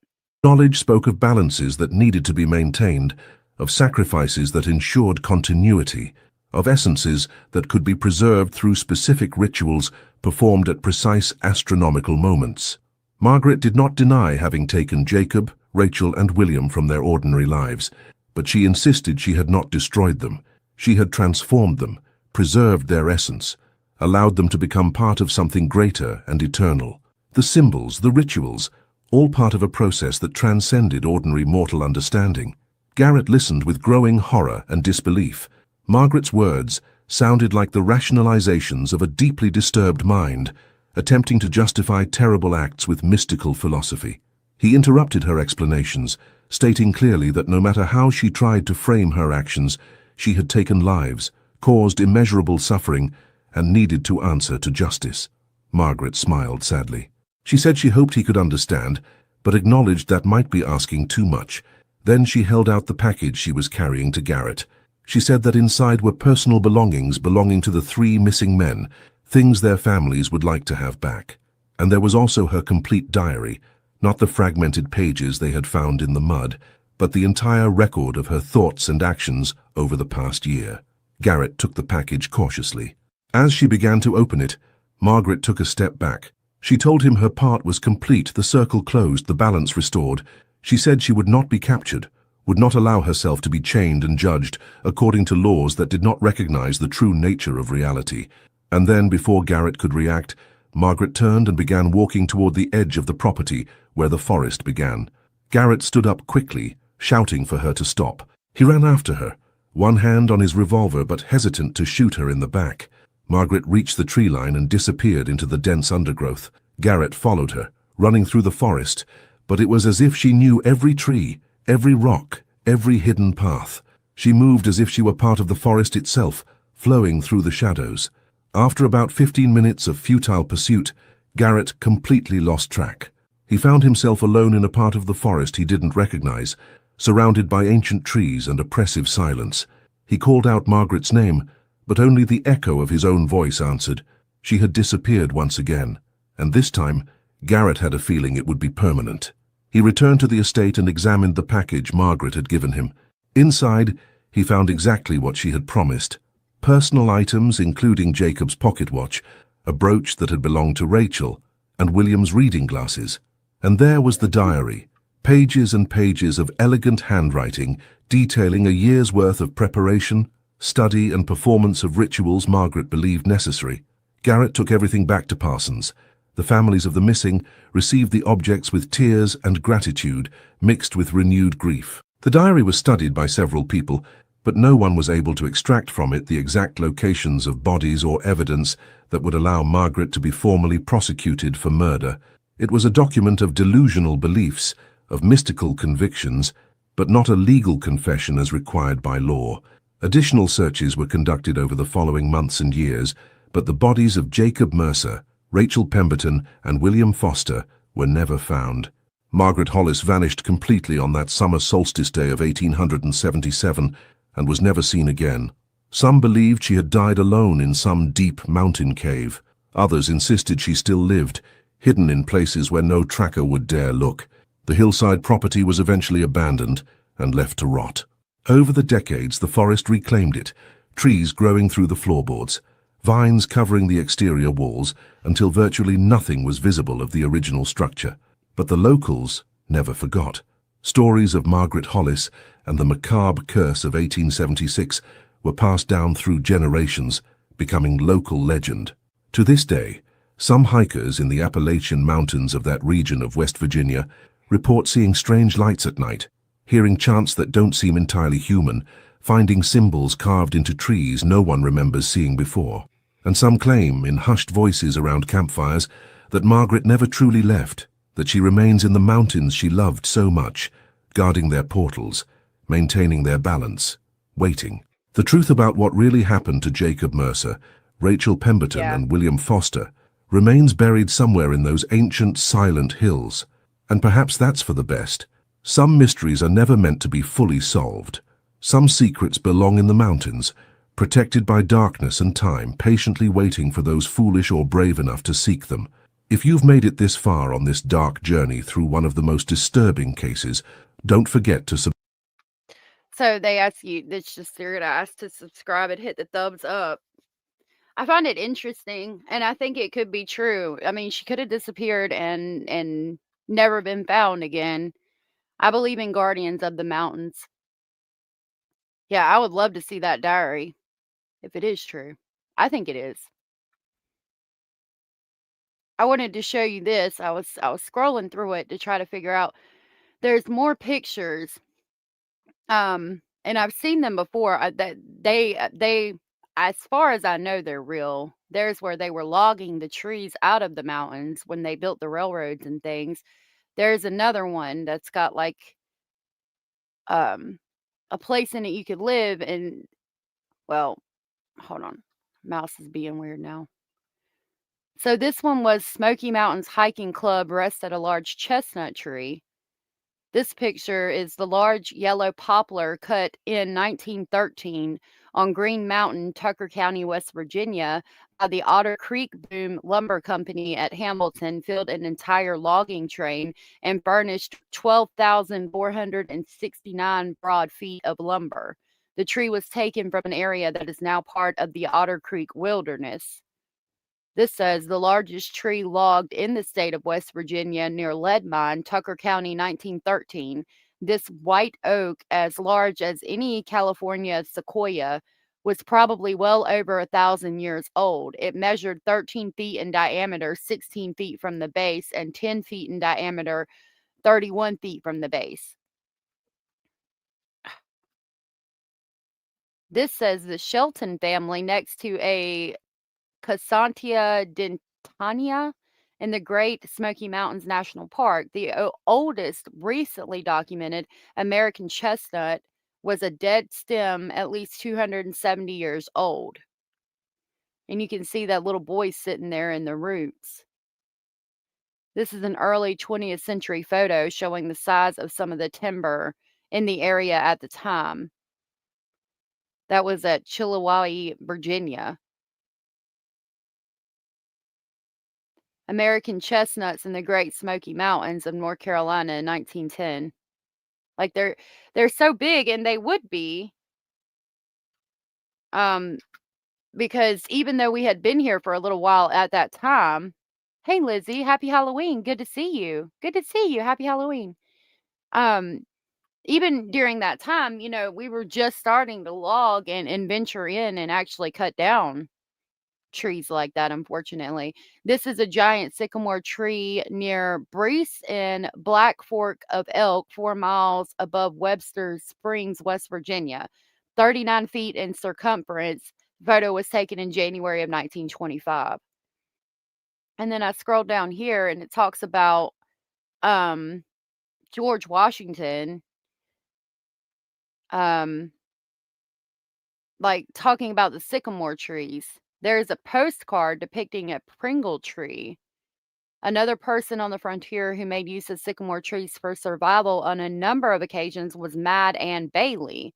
When Anne and her first husband, Richard Trotter, came to America from England, they made their home in Staunton, Virginia.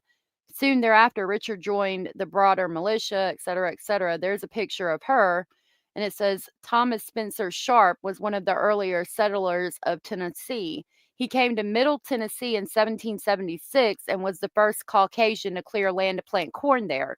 He spent the winter of 1778 living inside of a giant hollow sycamore tree. And there's a depiction of it. Thomas Sharp Spencer and his hollow tree. Like a drawing of it, obviously 1776. We wouldn't have photos. Here is L. Lawson Hatfield squats inside an old hollow tree, which was long known as the stink tree, where Hatfields were said to have stuffed dead bodies, usually to let them lie. That's crazy. Hey, Content Angel, good to see you. Those trees, I mean, I don't think it's out of the realm of possibility that could have happened and that there's definitely trees that big. I mean, think about it, that when they first started logging, this was new area. The Indians didn't do that. The Native Americans did not do that. We were the ones that came and logged. So yeah, there was probably huge trees that people could go inside of. I mean, you see trees that now, small ones, that'll have like an opening like that on one side. You know what I mean? Trees smell so good like the redwoods. I want to see the big redwoods in California one day. Humans always hunt, kill the biggest things. If you think about it, it's dumb. You wipe out the best genes. You do. You do. Back then, natural resources seemed like they would never run out. Yep. Profit over preservation. It was very sad. Happy Halloween, Content Angel. Wouldn't it be cool to see trees that big even now? Okay, before we leave, we are going to talk about the brown lights quickly as I can. Let me grab this link. This is from Kentucky Melodee from 9 months ago. Way up in the Blue Ridge Mountains, where the air hangs heavy with secrets and the stars seem closer than the ground beneath your feet, something strange has been happening for centuries. Folks call them the Brown Mountain Lights, ghostly orbs that float and flicker through the night, defying explanation and leaving. Yeah, you can see them for miles sometimes. Yeah, the Hatfield, they said it was basically a Hatfield McCoy tree, and they would put dead bodies in there to let them lie. That means to put the lie over them and let them decay. That one in particular was called the stink tree, but that one was smaller than the rest. And it could be like I'm thinking if they were putting lye in it, the tree probably decayed more over time and got a bigger opening from the lye from the bodies. Chills in their wake, whether they're spirits of ancient warriors, lost souls wandering the ridges, or something far beyond our understanding. One thing's for sure, once you see them, you'll never forget them. Banana Bottom said, love to you guys for happy Halloween. I need to go. I got bad news, but I hope y'all have a great night. Please say a prayer for a friend of mine named Kelly. She really needs it, and I appreciate it. I will definitely be praying for her, and I'm sorry you got bad news. I hope you can enjoy your Halloween, though. It's fabulous learning so much and chilling out. Yeah, thank you guys for being here. I greatly appreciate it. Thank you, Mustang. Thank you guys for hanging out with me.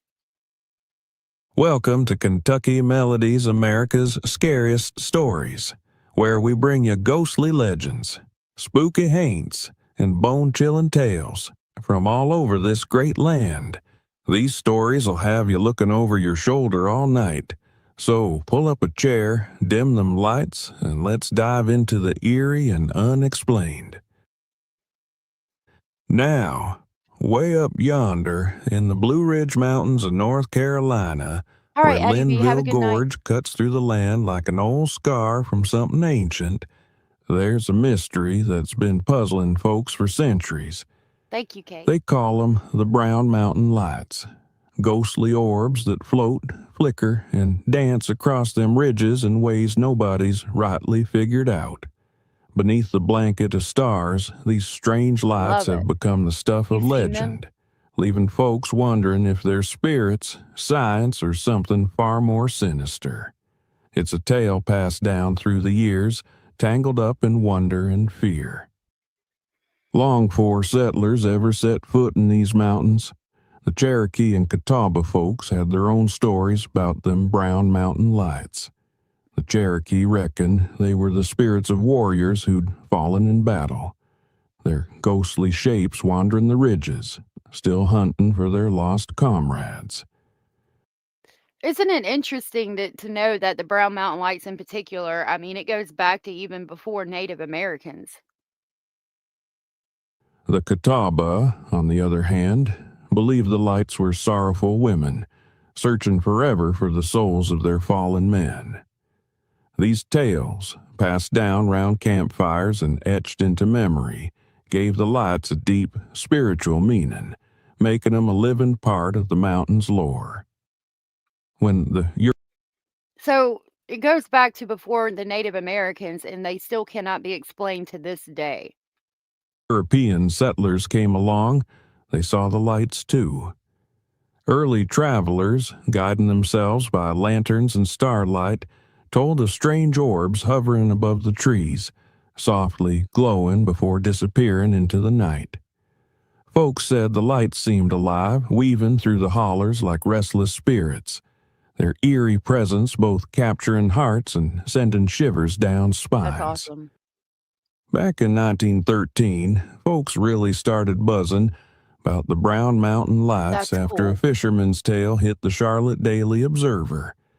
He told of strange red orbs that'd show up every evening, hovering just over the mountain's horizon. Them lights would rise and fall, glowing with this unearthly hue for disappearing into the night. His story got folks curious, and it weren't long before others started coming forward with their own accounts.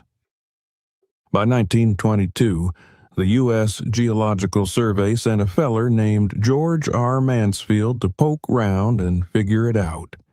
He claimed the lights were nothing but reflections from train headlights, campfires, or brush fires, but the locals weren't buying it. They knew better, saying they'd seen the lights long before trains ever came through these parts. And besides, I mean, yeah, they were there when Native Americans were present, the Brown Mountain Lights, and so obviously it wasn't trains. I wonder if it's related to the story we just heard. Yeah. Southern Cat said, my daddy's family is from the North Carolina, Tennessee mountains, and we were used to seeing them. I wish I could go up there. Next year, I hope to be trick-or-treating in the mountains, but it might be the Ozarks. Yeah, y'all be sure to hit the thumbs up, please. they pointed out how them orbs moved in ways no headlight or fire ever could, darting round, changing colors, and dancing like they had a mind of their own. The lights kept drawing attention, and the sightings just added more fuel to the fire. Some folks said they saw 'em hovering like lanterns, while others swore they zipped through the sky faster than you could blink.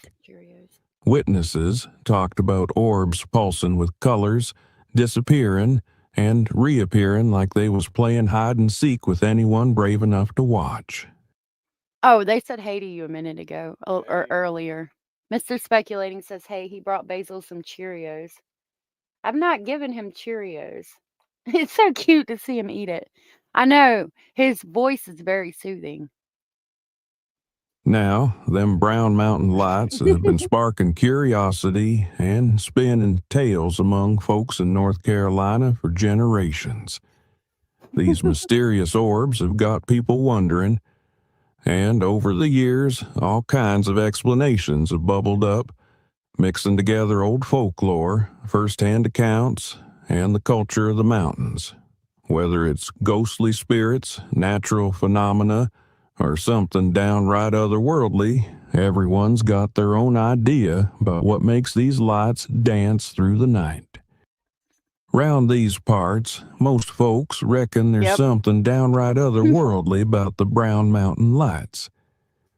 One of the oldest stories says them lights are the spirits of Catawba maidens, wandering the ridges in search of their warriors who fell in a fierce battle on Brown Mountain.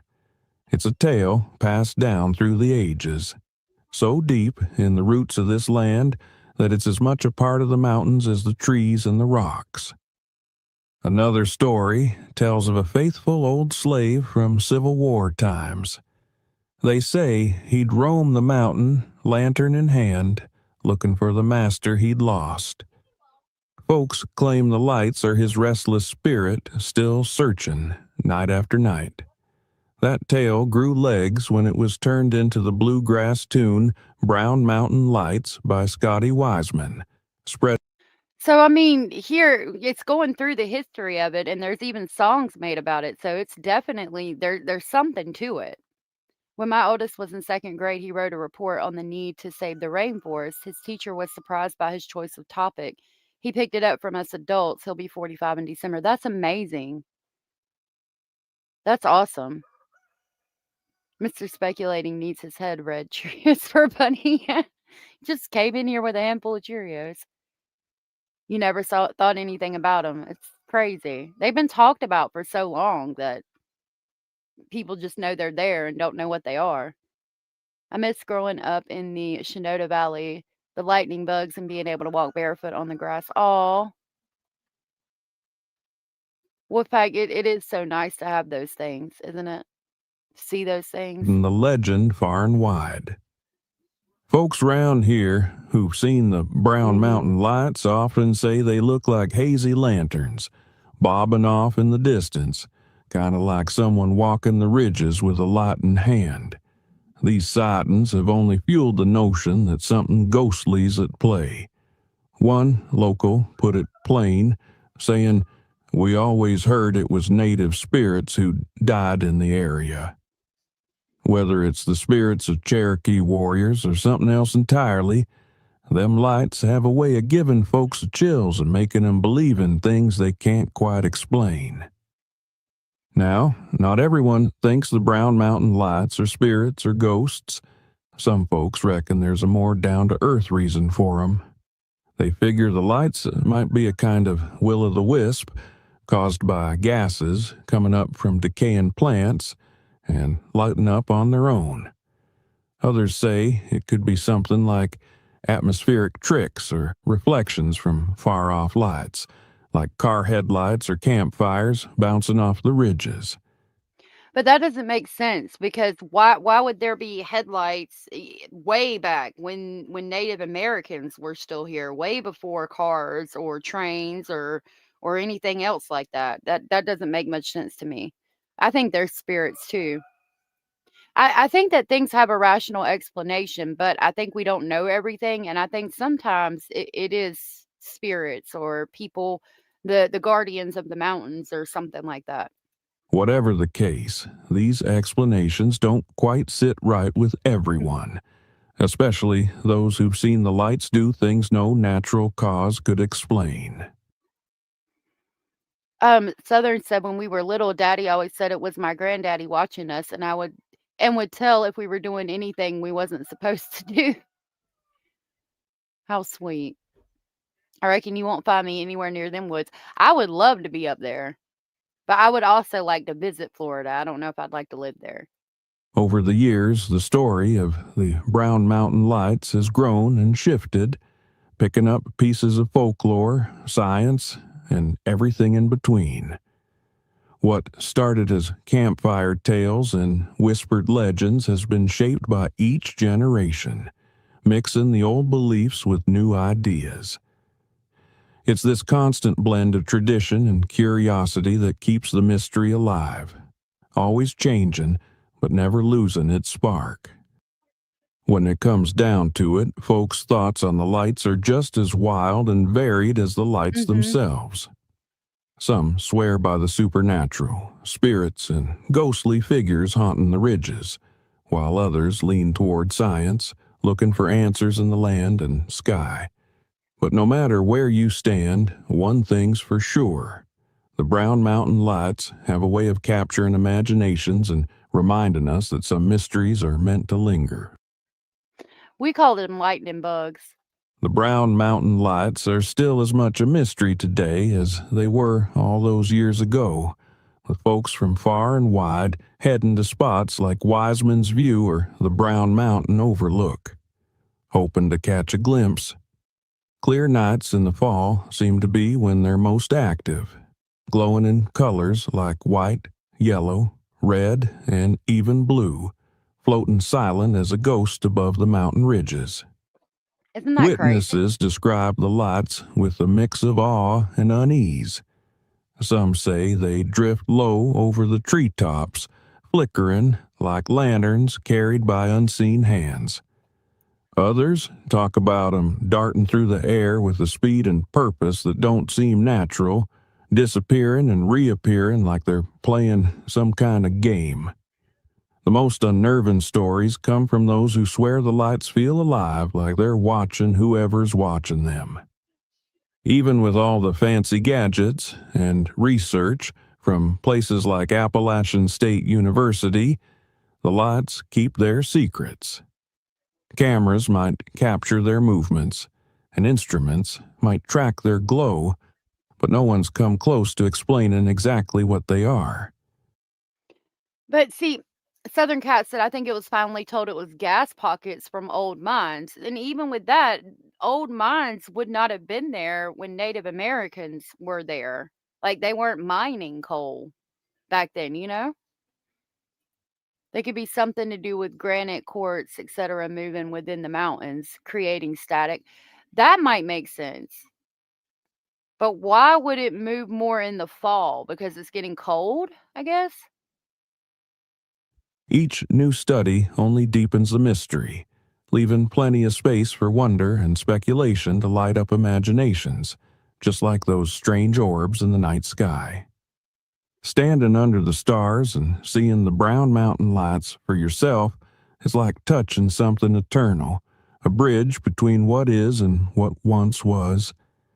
It's a glimpse into a mystery that no amount of science or technology has managed to tame. Whether they're the spirits of long-lost warriors, strange forces deep in the earth, or something that goes beyond what we can understand, them lights have a way of haunting the soul and sticking in your mind. For those drawn to the unknown, Brown Mountain is like a siren's call.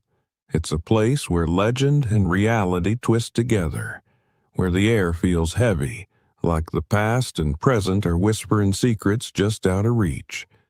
The lights flicker and dance through the darkness, calling to anyone brave enough to watch and wonder. But their true purpose, well, that's something only the mountain itself seems to know, and it ain't sharing anytime soon. Now that you've heard the tale of the Brown Mountain Lights, what do y'all reckon they are? Could they be the spirits of Cherokee warriors or something natural, like gases or reflections? Or maybe, just maybe, they're a sign of something otherworldly watching us from the shadows? I don't know. Yeah, maybe the leaves falling make it more visible. Could it be something to do with water levels in the ground changing in the fall? And it could be gases from like, I don't know, pockets of oil or something that are underneath the ground or things like that. The coal maybe that would go more to like the friction. There's a lot of quartz and granite up there, I do believe. Have you ever seen something strange in the mountains that gave you pause? Share your thoughts and stories down in the comments. We'd love to hear. So that was I've got their link pinned to the top of the chat, and that was the hold on. Kentucky Melodee. That was from Kentucky Melodee. Very interesting. I wanted to share that with you. Yeah, we do need. I would love to go there. Like y'all, I'm gonna be in the mountains. I want to be in the mountains so bad. I hope I am. I want to thank you guys for being here. Thank you for sharing some about 3.5 hours with me today from your Halloween. I hope you guys have a good Halloween. Those of you who haven't done anything yet, I know Hannah was giving out candy while we were live, which I think is super cool.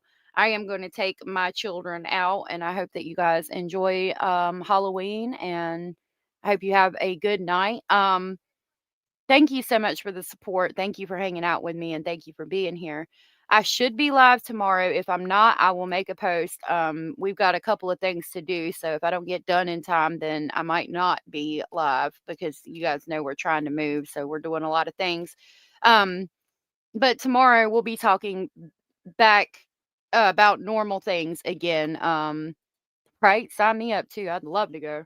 We'll be talking about normal things, true crime, things going on in with these cases and things like that. And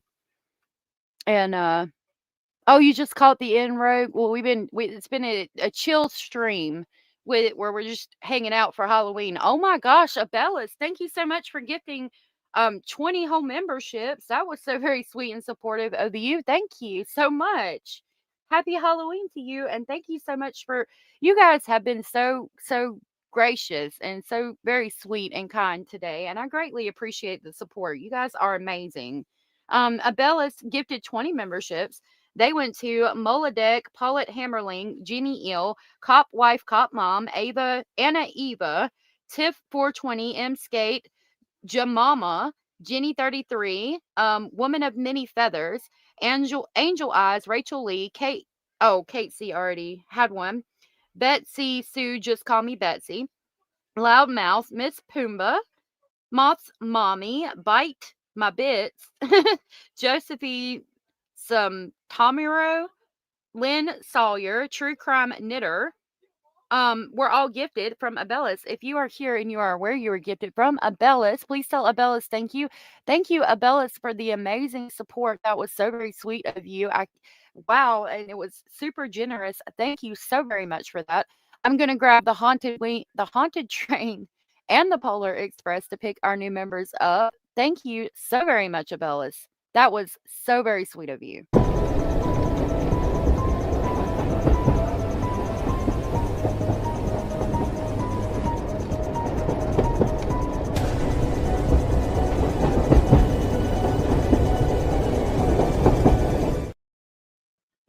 I know I want a lot of people in chat have them, but some of those people have been in chat. I'm sorry nobody in chat got any, but it was still very sweet of you. Here is the Polar Express to pick up our other 10 members. Thank you so much, Abellas. You're so sweet.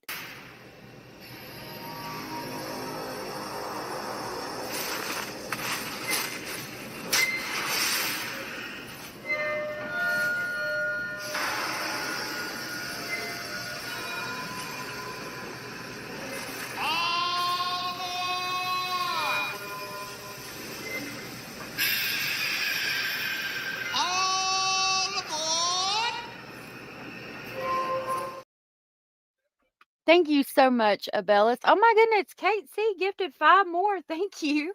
That was so very sweet and supportive of you. You guys are so sweet. Thank you. Those memberships went to Jessica EW, Lamb Chop, Trish Duncliffe, and Whit Miller. If you are here and you are aware you were just gifted from Kate, please tell Kate thank you. Thank you so much, Kate. That was so very sweet of you. I will grab the haunted train to pick our new members up. Thank you again, Kate. You guys are amazing. Thank you.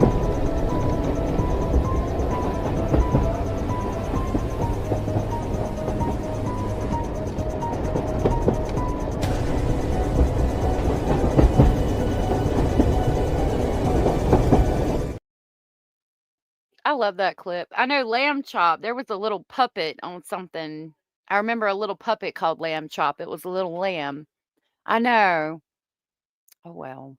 Thank you. thank you guys so much for being so generous. Thank you for the support. You guys are so very sweet, so very amazing. I can't believe that was so very sweet of you guys. Thank you so very much. I really enjoyed today going over these Halloween stories with you guys. I hope you guys thoroughly enjoy your Halloween and enjoy it with the littles. You know, even if you can just go to the store, I'm sure you'll see people dressed up. It's just so cute. Make sure you share your pictures of your pets if you want to in Discord. I will definitely check them out later. And I will be at Dutchess Halloween episode tonight, this evening. So I would love to see you there. I will be in chat this year. Next year, I will probably come on camera for Halloween because by then I should be coming on camera on a regular basis. But this year I will be in chat, but I'm super excited and I hope to see you guys there in chat.